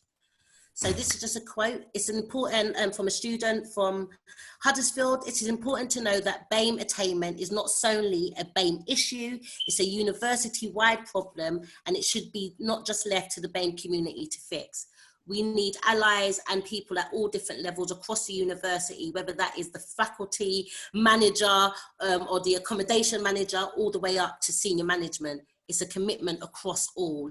And a good way of doing this is maybe embedding equality and diversity as a section within your appraisals. So everybody has to show how they're committing to equality and diversity. And that is something that we're doing back at my base institution.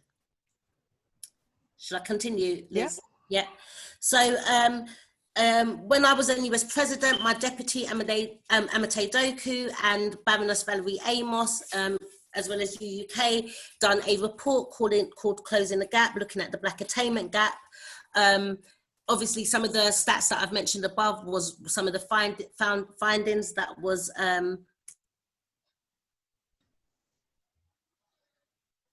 Shakira, you've gone on mute. Can you unmute yourself? Sorry about that. Following on from that report, there was recommendations of 5 steps that universities can do to improve.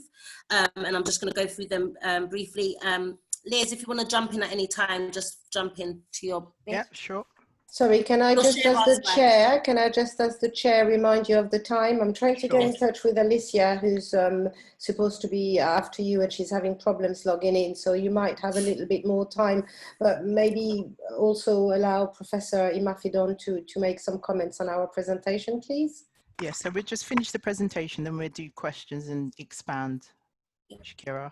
Okay, thank you. So the first one was about providing strong leadership. I think it needs to be a commitment and a strategic commitment in line with the APP plan, but also in line with just what is going on and being up to speed with what is going on in society, and as well have strong and dedicated committed leadership. And that doesn't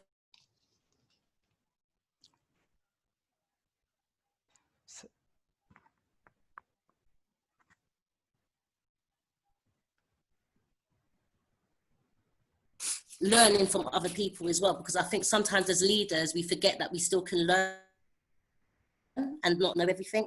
Having conversations about race and changing cultures. I know that this is often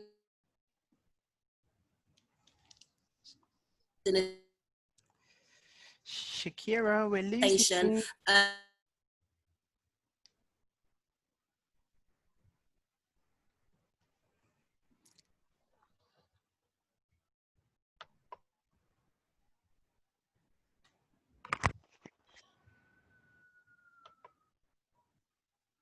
or seem stupid to others and then bring them back together. Develop a racial diversity and inclusive environment. So this is about, you know, changing the way we speak and our language, having accessible rooms around prayer rooms, you know, taking away those, you know, unconscious bias, putting in unconscious bias training and trying to tackle things like, you know, oh, can I touch your hair? Or, oh, your hair looks different today. These subtle kind of things that you might not know, but it's just, you know, yeah, I changed my hair. On to do it, people do it every day. Getting the evidence and analysing the data of attainment, and I think this is what's going to help you within your institutions as senior managements to get the commitment to your governors and get the kind of commitment to resources and the resources that you would need to be able to do this.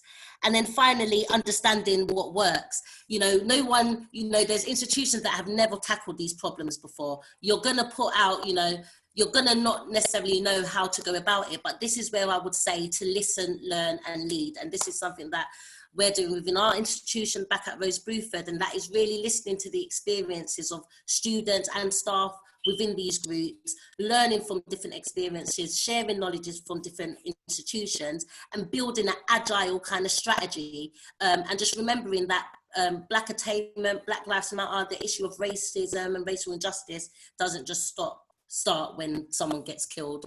It is something that is.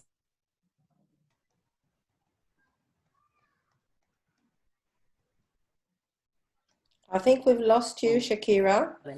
You keep on freezing. Yeah, Elizabeth? Yeah. Okay, so discussions on race and ethnicity can be difficult conversations to have. This can be a factor in the fact of internal understanding of ethnicity and attainment gaps within institutions. There may also be resistance from some to accept that there is a problem and a need to change the established ways of working if they're not appropriately inclusive. Racial inequality in higher education attainment differentials are complex at all levels of education.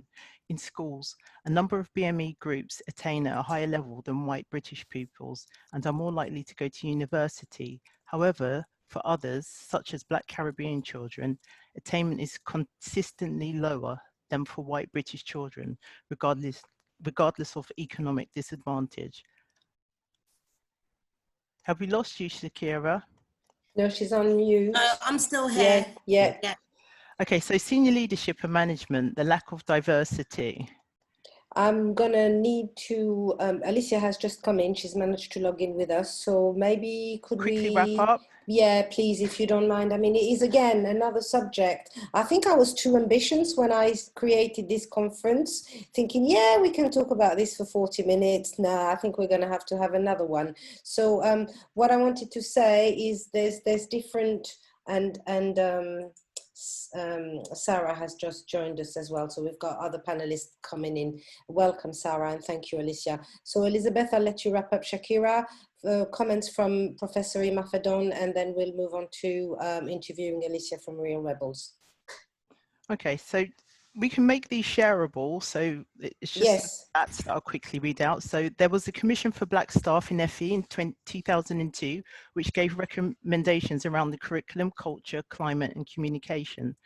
So there's been a decline in BAME college leaders from 13% in 2017 to 5 to 6% today. Out of 239 colleges in England, there are an estimated to be between 12 and 14 which are led by BAME principals. The number of Black academic staff in the top role has fallen despite pressure to boost diversity. In 2019, 535 academics worked in the top managerial jobs, to which 475 were white, and that's from the Independent 2020. Shakira? Shakira's gone. We already know, I think the evidence, yeah, can you hear me? Yep.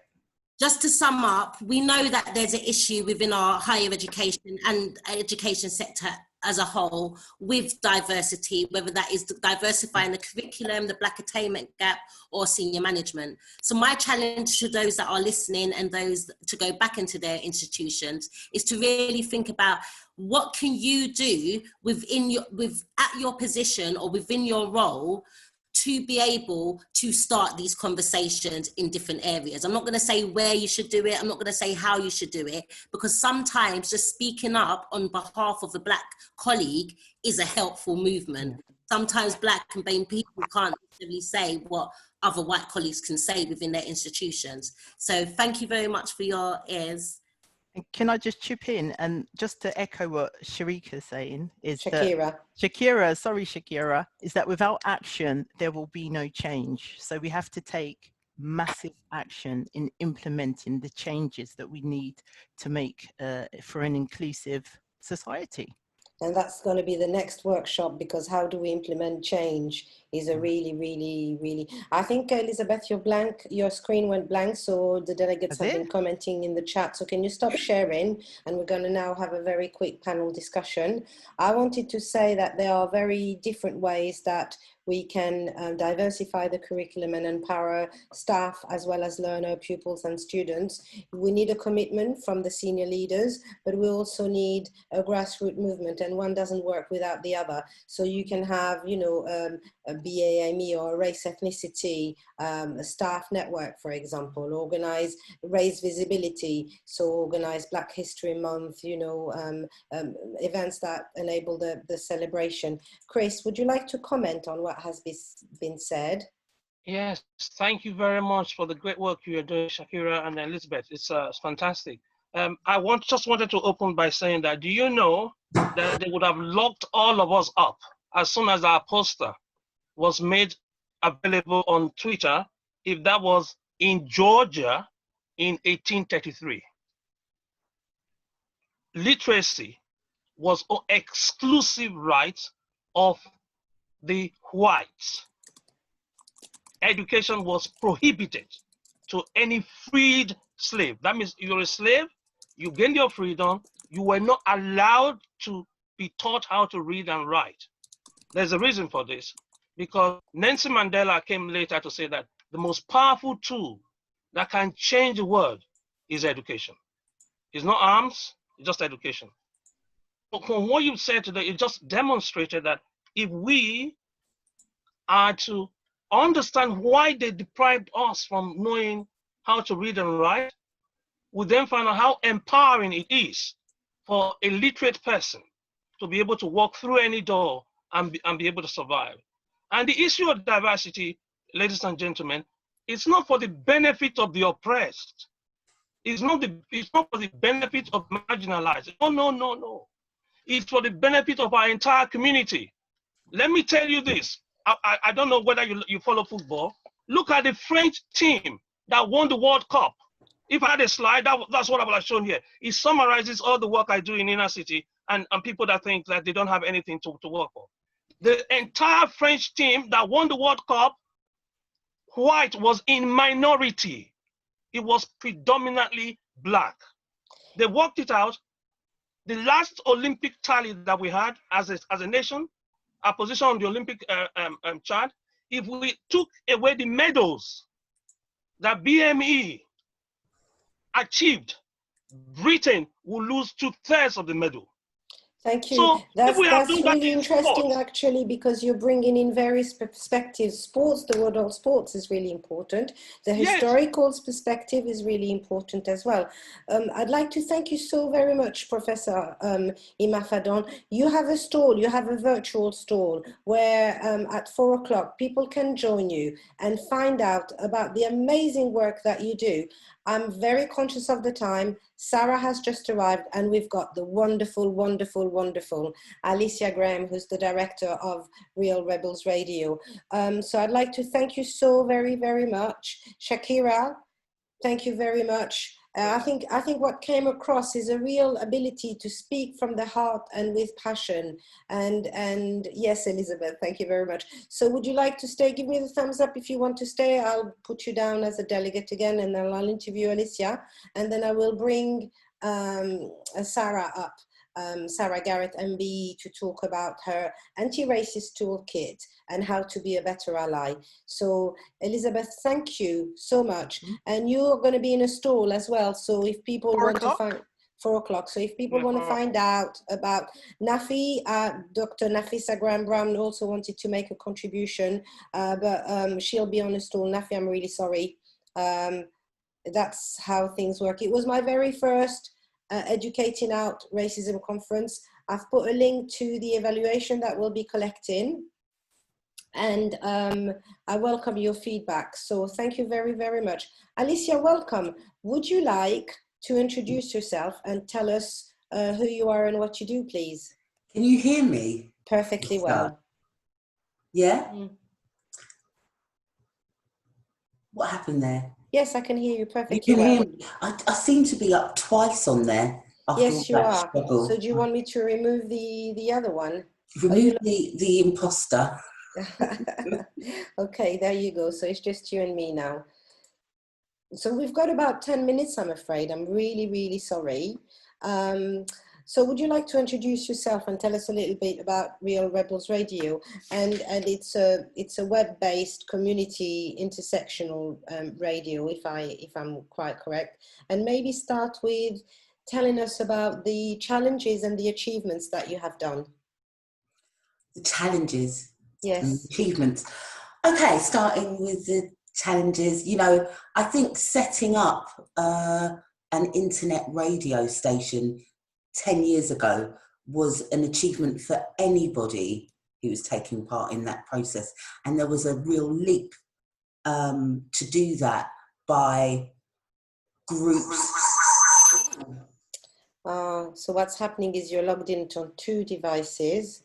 So okay. I'm going to remove the other device. That's why we're getting an echo. Did you try to log in on your phone and on your computer as well? So one of them needs to be logged off. No,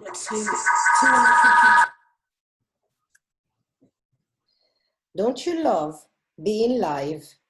So I know that while we're sorting that out, I know that some of the work that you've been doing is with young Black kids to look at youth violence and ways to reduce it.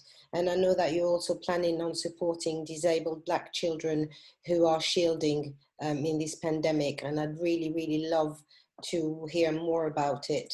We were talking about the challenges and the benefits of... I've got 2 screens. Maybe people want to get a cup of tea. That's fantastic. Is that better? Perfect. Ah, whatever happens. That's fine, Alicia. You're doing great. No, it's just that lots of things are clicking up on my screen. But anyway, I hope that that's good. Yeah, there are lots of different groups. That's what makes it a community radio station. And I think a lot of community ventures come from a perspective, and Real Rebels comes from a female-led, women-led, Black woman-led perspective. Yes, you. Yeah, and the whole team who bring that to the fore, who are from different sections of the community. And like you were saying, I think that's the thing, isn't it? You know, you can have an intergenerational radio station, and you can try and bring diversity, but the problems, I caught the end of the last discussions, there can be problems, even if you're a Black woman, with making sure that your volunteers, your workload, your admin, your social media is diverse and representative of the community. Yeah, talking about volunteers, what has been your experience with trying to recruit volunteers for the radio station? Well, what kind of demographics do you attract traditionally? well, setting up, we always, with technology, get white males, usually quite young, you know, like 18 upwards, who see themselves as sound engineers. They see themselves as radio production. And so we got caught in this, in a cycle of having, you know, maybe like diverse shows, but not having the background, you know, the team backing that, which is where the decisions in media are made. That was harder to attract, and we found that there was lots of other people, including Black musicians, you know, African Caribbean, Asian, who all have the same skill set, but maybe they didn't see themselves in radio. They didn't realise that their skills were transferable. They would come to the radio to be perhaps doing a show, presenting shows, but never saw that they could be the producers, they could be the sound engineers. And also working with young people. I think initially when you were planning these workshops, you wanted to have some of the young people who have been, somebody's making a comment, Caitlin saying, this is so interesting, Alicia, that is so common. How did you break that cycle and better recruit volunteers? Does it mean you need to train people more? It's a really good question. It's such a good question, because it was really irritating, you know, how could you be, you know, the director of a radio station and not feel like your production team even represents you? So I started using platforms like doit.org, you know, volunteers. I went, of course, to the Hackney CVS and put adverts out there. And then I actually sort of took up the baton a bit, because I remembered that I'd grown up as part of the Hackney Empire team. And one of the things that I learned— For those who are not familiar, the Hackney Empire is a theatre based in Hackney in London. And when I was 14 or 15, I was 14, 15 upwards, I was lucky enough to work in that environment. And Roland Muldoon, who ran the place, who's a sort of Cockney Irish guy, he showed that you could really bring diversity into the workforce, that there was no excuse really to say, we can't, oh, we put the ad out and there was no one, because he would go to the groups where people were. He would visit the Halkavy. He would go to the Caribbean, and not just send out an advert, but actually go and meet people and say, there's a space for you. So outreach is quite important. If it's failing on the usual, you know, platforms. That is such a valid point. You're completely right. And I think, you know, when you look at local authorities and council, and they said, we want to engage with these people, but they're not engaging with the community in the streets, going into the community centres, who've got a track record. And I think in order to be talking to the community, I think you need to be from the community. Would you need to say? And you need to be able to hand the project back to the people who are participating in them. Well, I think it needs to be co-designed and co-delivered, and in partnership, but making sure that it's not a buzzword, because the trends at the moment is like co-delivery, co-design, co-production, but really what it means is like, we give you the money, we tell you how to do it, and then we go, oh, community project. But you know, as you were just saying about Take Back the Power, one of the youth groups we work with, Take Back the Power from the Winch, the account group from Hackney who hold the police to account, a group of young people, and Take Back the Power, these groups can often get involved in projects, and this is one of the problems. I saw somebody else's question there. I'm still wrapped up in Caitlin's one. Yes, I'm feeding all the questions from you, just to answer the questions. Yeah, you're doing fantastic. I'm loving this. But one of the things that is really important to remember is that groups like the radio station, community organisation, grassroots, we can often, as creators of ideas, see needs within the community. But at the same time, we don't want to hand over the projects to the people. We've got an idea of how it may go. And actually, with the youth groups, you know, the projects have to be youth-led. Absolutely, yeah. And that goes to all the groups that we work with, including people with disabilities as well. Yes. Disabilities. Yeah, and I think looking at protective characteristics in isolation doesn't work anymore, because you can be Black and disabled and gay and woman, and do you know what I mean? So we have multiple identities, and it's very important to remember that we are also intersectional. One last question for you, and then I'll bring Sarah up. What would you say has been the biggest achievement, like the thing when you wake up in the morning, you're like, yes, I did that. Wow. Do you know what? Apart from, we've got things going on at the weekend, like we're hosting Hackney Carnival. Yes, in the middle of a pandemic, like, hey. And we've had various, you know, stars on the station, but actually it's the very quiet moments. It's when one of my DJs who's got learning disabilities, who's been really worried about their stutter on the radio, actually overcomes, not the stutter, because that's always going to be there, but actually doing it, you know, because sitting there thinking, oh, I can't do this, or my voice is different.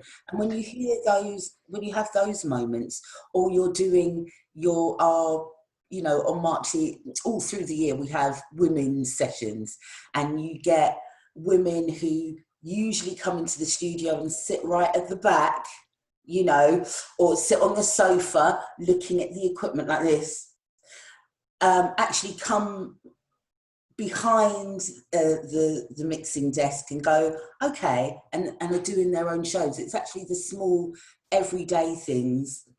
I think what you do is really impactful. It builds people's confidence. It really gets them out of their comfort zone and makes them realize, yes, I can do it. And because you can't be seen, the radio is such a powerful medium. You can't be seen, so it's okay to, I mean, is your website ready? Would you like to share in the chat the link? Yeah, so we will share with everybody the link to the radio station.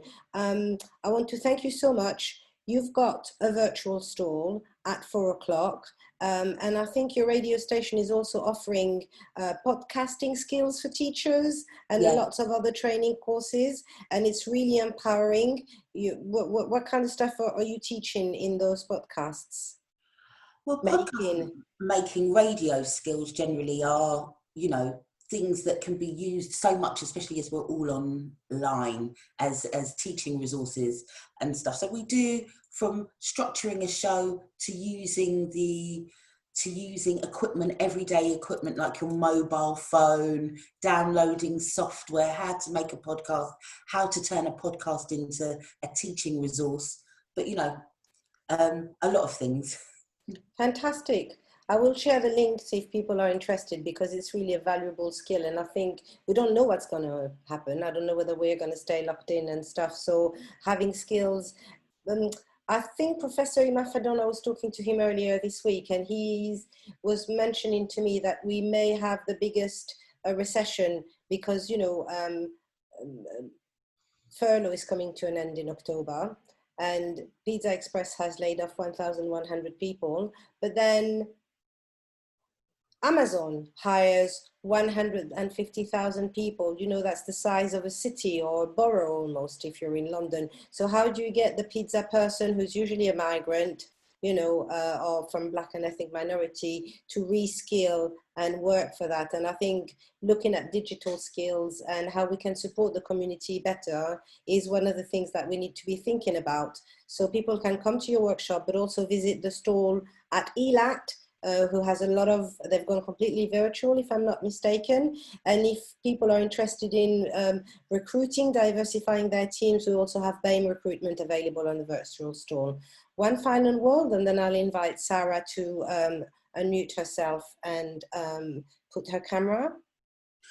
Well, I'd just like to say that, yeah, to reiterate, I think that we've been allowed such an amazing time through actually quite terrible experiences. The terrible experiences that have gone on, you know, the death of George Floyd, that highlighted a lot of situations across the globe for African people, people of the African diaspora, and other ethnic minorities. And I think as we look at what is racism and what is systemic, we have to look within ourselves and within our workplaces and within our relationships, how that, you know, how that can be manifested, and use some of the tools that we're learning to combat them. And remember that, you know, just by having one Black woman, for instance, or a Black man in a position of leadership or management doesn't solve the problem. If we continue to work in the ways that we've been working, and not step out of the box and think differently, we are really just going to proliferate the same issues. People are making comments saying spot on, totally brilliant. So yes, a lot of very positive comments. I'd like to thank you profusely. And I know it's been challenging because you got the launch of the new website today, so you've had so much on, and I'm really privileged that you managed to actually take a little bit of time for us to share your wonderful experience. And I would like to thank you, Lila, for organising the first edition of Educating Out Racism, and thank you. You know, hopefully we'll be all back for more. Yeah. So thank you. So would you like to stay and I put you in as a delegate, or would you like to go straight to your stall? No, I want to stay for the rest of it. Thank you. Sarah, welcome. Welcome. Thank you for having me, and happy Friday, everyone. It's great to see so many people on this. And yeah, we call it the graveyard slot. Education. Friday, let's make the claim packed and buzzy. Is it okay if I share my screen? Absolutely. I've like adapted my skill sets when we were talking about that, working from home and like doing digital sessions. Well, you can come to my How to Use Zoom for Teachers and Trainers anytime. Oh God, really? Yeah. It's booked out every week. I'm teaching how to use Zoom interactively, so you're more than welcome. I'll send you the details. So right, I'm going to shut up and give you the floor. Oh, thank you. But do feedback with any chat or any questions as well throughout this. What I tried to do is, because we've obviously with the Black Lives Matter movement, there's been such an avalanche of sort of information, different, like obviously organizations which we work with quite a lot, and are suddenly wanting to do everything, put out loads of fires. But you know, what we're finding is they're relying on their ethnic minority colleagues, or they're relying on their network groups, which are their employee resource groups, to try and fix the problem. And we're finding that everyone's just feeling a bit of fatigue from that, plus they're dealing with actually the realization of everything else. So we've come up with an ethnicity ally toolkit. I just wanted to give you a quick background about myself. We started 5 years ago working on investing in ethnicity. We work with government and organizations to help sort of drive the agenda forward. And where we've seen things like LGBTQ and gender have a really big place at the table around inclusion, we found at that point where ethnic minority groups didn't have even a voice at that stage. Since then, we've thankfully seen a lot of different reports come out, and we've helped to drive the agenda as well. We also do the Ethnicity Awards, which has all gone digital this year, which is an important part as well around recognition and storytelling. But what we wanted to concentrate on today was looking at allies, and then essentially we had so many organizations coming to us over that period of doing stuff, but actually more so now, just saying, you know, we want to do stuff, like individuals saying we want to be more aware, but how do we do that? How do we become an executive champion, which are more senior level members? Or how, you know, if we're leaders of teams, it's our obligation to be better at leading diverse teams. How do we do that in better? So we try to use the ethnicity toolkit, the ethnicity allies toolkit, rather than ask colleagues and try and find out from, and it takes the onus off of that. And it's more a one-stop shop to try and explain some of the nuances and some of the areas and guises of racism. And also look at how that manifests itself in the workplace and beyond.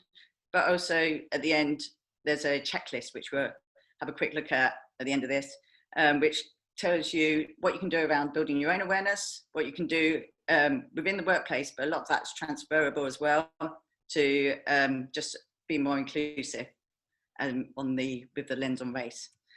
So I just wanted to go through a couple of the highlights of the toolkit, because it was amazing. Part of the issues were that people don't really understand some of the parts of racism and it's a bit of a minefield. We found there was this whole trepidation around even talking about the subject and engaging. And unless we can really define what racism is, and obviously that keeps shifting, it's really hard to tackle it. So, and I'm talking with a workplace lens, but I'm trying to make this a bit broader as well, because of obviously it's about engaging with communities as well and outside of the workplace.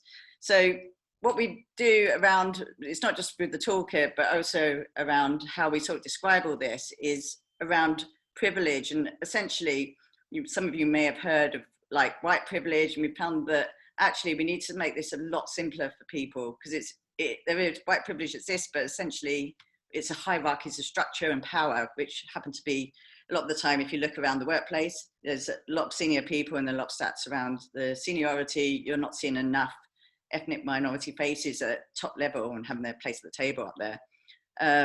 So when we talk about privilege throughout the guide and the workshops we do, we sort of explain that actually it's not exclusive to white people, but it's actually looking at your positions of power. And I'll give you a sort of an example because it links to identity. So hopefully this is useful.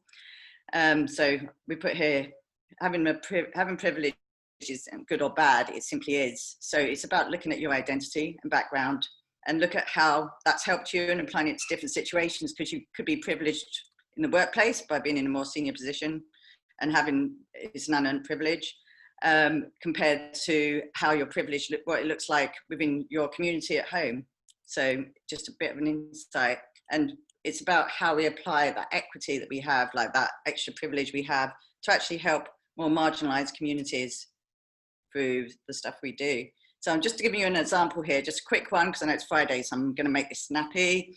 So just when we look at identity, one of the exercises we've done is, you know, you can, and everyone can do this, and it's applying to everyone. So you can look at sort of some of the areas, and the inner circle are more fixed identities. So for instance, gender. So we're looking at here, Serena Williams, you probably all know her, tennis player. Gender's female, she's cis. So cis means born as biologically female. Her race is black, ethnicity Afro-American, and she's straight as far as we know. Obviously that's a transient thing, so it's not necessarily fixed. And physically, mentally, any disability, no known. And then the outside circle of this are more like this sort of more flexible things, so like more things around your habits and your hobbies and what you do. So you can see like tennis player is a job, language is English, and she's a socioeconomic status is high net worth. And as you can sort of get a sense of all these things linked to how you're privileged, or as I put in the red side, there's oppression, it's linked to oppression or disadvantage. So if you look around where her setting is and that, and her environment, being black, female, and Afro-American, can sort of go the other way to being like counteracting your privilege. So it's about thinking about that. I know we've got a lot of people on here, possibly who are from all different sort of backgrounds and all different. So you might feel like you might be LGBTQ, for instance, and sort of see that sort of side of it as well, and see how that's applied to either being, you know, in some circumstances it could be a privilege or it could be a disadvantage. That's a really good activity, actually. Very, very good. I would have used Nicola Adams personally, but that's for different reasons. I know. Yes. Really well. I'm really conscious. Yeah. So Sarah, this is really good. So you've got various, I love the fact that it's interactive and it's adaptable and that people can use it. Where can we get it? So basically we can get you can get it at www.investingethnicity.com. So can we share that in the chat? www.investingethnicity.com. You can invest in, and what I would do is just, yeah, what I would urge people to do if they're really interested in building their awareness You've frozen completely? Yeah, so I've got it. So I'm going to share that in the chat and then people can access it immediately. Sorry. No. And then I've just shared it. Yeah. If you go on the website and let us know. Oh, I can fantastic. share. Yeah. Yeah, I would say we've got videos on microaggression.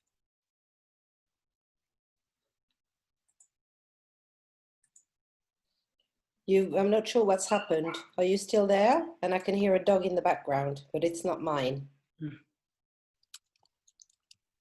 Amazing checklist, Elizabeth is saying. So I've just shared it in the chat. Was there anything else you wanted to say? I mean, are there any other services that your group offers? Sarah, you're frozen. I'm not sure. Can other people see, or is that just my computer?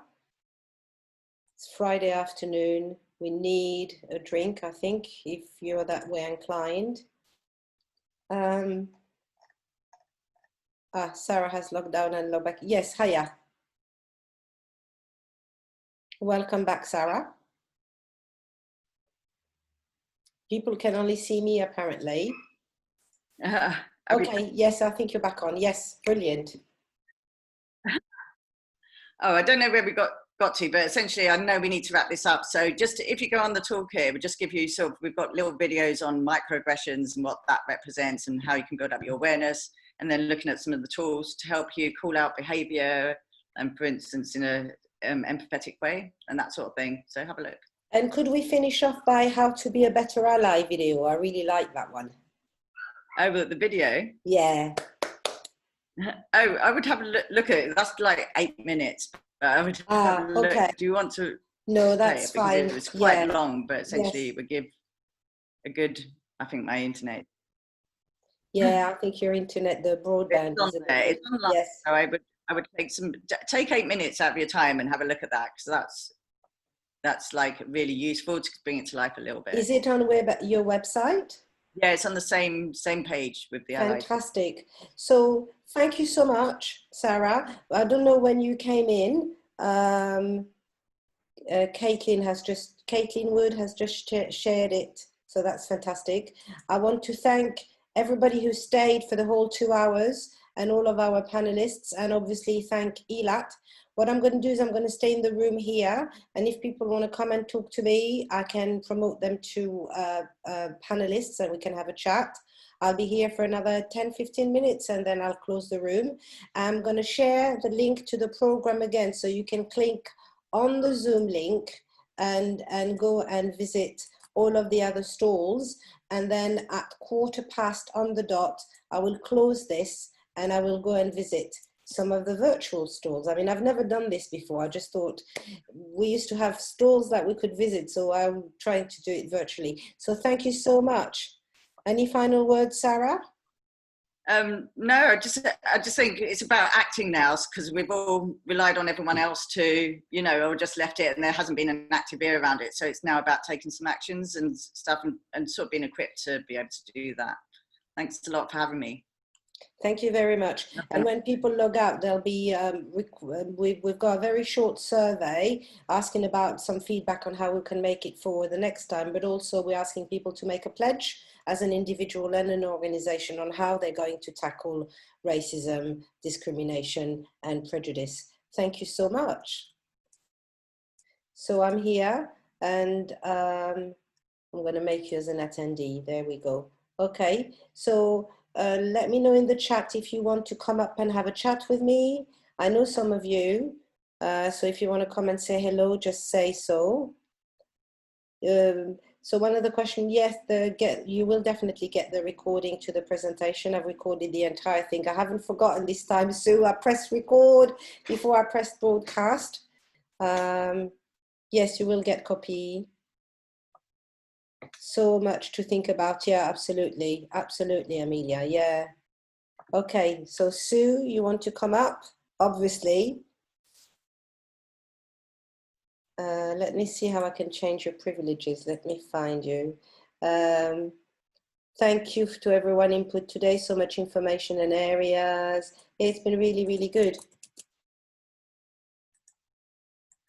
Sue, maybe you could come and tell us about Sue, welcome. Can you hear us or see us? Maybe you could tell us about your upcoming conference, Pride in Education, which is coming up on the 3rd of October, which is looking at LGBTQIA plus inclusion in all sectors of education, primary, secondary. Yes, I can hear you. I'm trying to share my video, but it doesn't seem to be working. But we can hear you. Okay, brilliant. All right. Lila, I'm only just arrived in. I'm so sorry, but it sounds like it was a brilliant afternoon. And you and I are doing all this all over again on the 3rd of October, but looking at educating out homophobia, biphobia, transphobia, and lesbophobia, and enabling people to find and discover resources for schools. And what we've got so far is a very exciting group of people who are very experienced and have a wealth of information and resources to share for people, primarily for teachers, primary, secondary, further education, higher education, and teacher training. But our guess, Lila, is also that parents and maybe students would be interested as well. We all are welcome. Thank you very much. Yeah, can you mute yourself because there's an echo. Thank you to all the panel members, a lot to think about. I also wanted to say that we've raised quite a lot of money for charities through this event, and I'm really, really happy. So I want to thank everyone who has paid or not paid, actually, it doesn't really matter. Everyone who has taken the time to come and be with us. The Pride in Education conference is on the 3rd of October. It's called Back to School, but I was thinking we could call it the Usualizing Conference, because I knew you'd like that. And you can book your ticket here, and we've got an affordable sliding scale starting from £100 going all the way up to 50, I think, if I remember properly. So I'm just going to share that, but I'll send it to everybody. So I'm going to stay here for 4 more minutes and have a look in the chat, and then I'm going to go and look at. So Becky is saying really great event. Thanks to the variety of themes and presenter. Thanks, Becky. Do you want to come up and say hi? I can make you a panelist if you want. Anybody else who wants to come, they're more than welcome. I can, Nafi, okay, fantastic. Yes. You want to have the closing words? I thought you were going to be in your stall. So I'm just promoting Nafi. Yeah, there she is. So can you unmute yourself, Nafi? Yep. Hi. Can you hear me okay? Yes. Yeah, I'm going to mute myself. Oh, I mean, I'm sure everyone's left to go and do really exciting things, but what an amazing conference. What an amazing lineup of speakers, the poetry, and real kind of initiatives. And I was really struck by the toolkit and really wanted to, kind of want to know more, and I'll go away. But to me, it was really interesting because it almost started with the individual, experience of racism, both people who are perpetrators, if you want to call it that, and then people, the experience of people who are victims. But then very quickly, I guess, this acknowledgement that actually the experiences might be very different between the US experience and here. From my reading or from what I've seen in the US, people are more likely to experience those individual aggressions. There's people are quite blatant. Although your point about leaving the EU and involvement of individuals, but generally I think, like Russi said, people shy away from that overt racism, and it's more built into the structures. And actually the points made by kind of Patrick about how it's manufactured, I mean, that's such, to me, I was like, boom. And then it really, kind of later it came down to what can we do with the curriculum with regards to history, but the issue, of course, of changing the curriculum. And I think David Russell on the chat made a good point. Teachers can manage, teachers actually have the right to create their own history curriculum. So why isn't it happening? Well, actually, it needs more than that one teacher who's teaching A-level history or KS3, he said, history, to decide to change all their materials that the whole curriculum team already produced and used from last year or the year before, year on year. It takes a lot for that one individual teacher. What we need is the leadership, because without leadership and curriculum leaders and kind of the buy-in and commitment by the organization that everybody is going to go on this journey together, teachers themselves, you know, with all the burdens that we have, won't be able to make that change or enough change, and it will be piecemeal. Like you said, it won't be contextualized through all the lessons. It will just be one history lesson, maybe, you know, kind of, it won't, you know, there's no thread through. So I think, you know, for me listening in, it's like the next installment has to be us getting our fingers into kind of the curriculum leaders, the governors, college leaders, school leaders, down to curriculum, and how we can, you know, create opportunities for people to learn to do that. So really, really interesting. And then I think at the same time, there's that kind of idea like, well, if people don't know there's a problem, well, that's where the toolkit comes in. We all, as part of the conference, know there's a problem. It's down to us to make sure those people who think racism isn't an issue know, you know, are made aware that it is, what privilege is, but also then what we do with it. So yes. Thank you. I think you've done a perfect summary of the entire conference, if I'm honest. I love making summaries. I'm really good at that. Yes, I know you're very, very good at that. So it's now 4:15, and I've been on Zoom since 1:30, and I teach my students how to self-care and practice self-care. So I've just shared again the program in there, so you can just click and go and visit the store, and I'm going to go and visit the stalls. I've got to go to my stall too. Thanks so much, Lila. It's been such a privilege, and ELAT's so happy that we're supporting this, and we want to definitely talk about supporting the future initiatives. Thanks. Thank you. I'll take you up on that.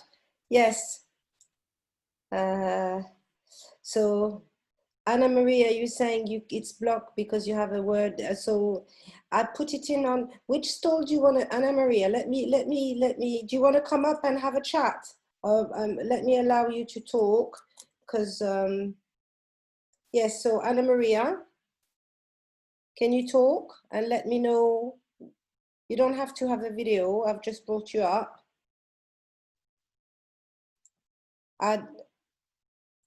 What's your? I'm going home on laptop. Okay, but it was emailed as well. We still have 42 people, believe it or not. So I'm going to thank you all so very much, and highly encourage you to go and visit the stall. And I'll be following this up with an email. Thank you so much. Okay. Okay, brilliant. Okay. Thank you very much. Thank you. Love you all. Happy Friday. Have a safe, restful, and enjoyable weekend. And please complete the evaluation and feedback and pledge that we've given you. Thank you very much. Bye-bye.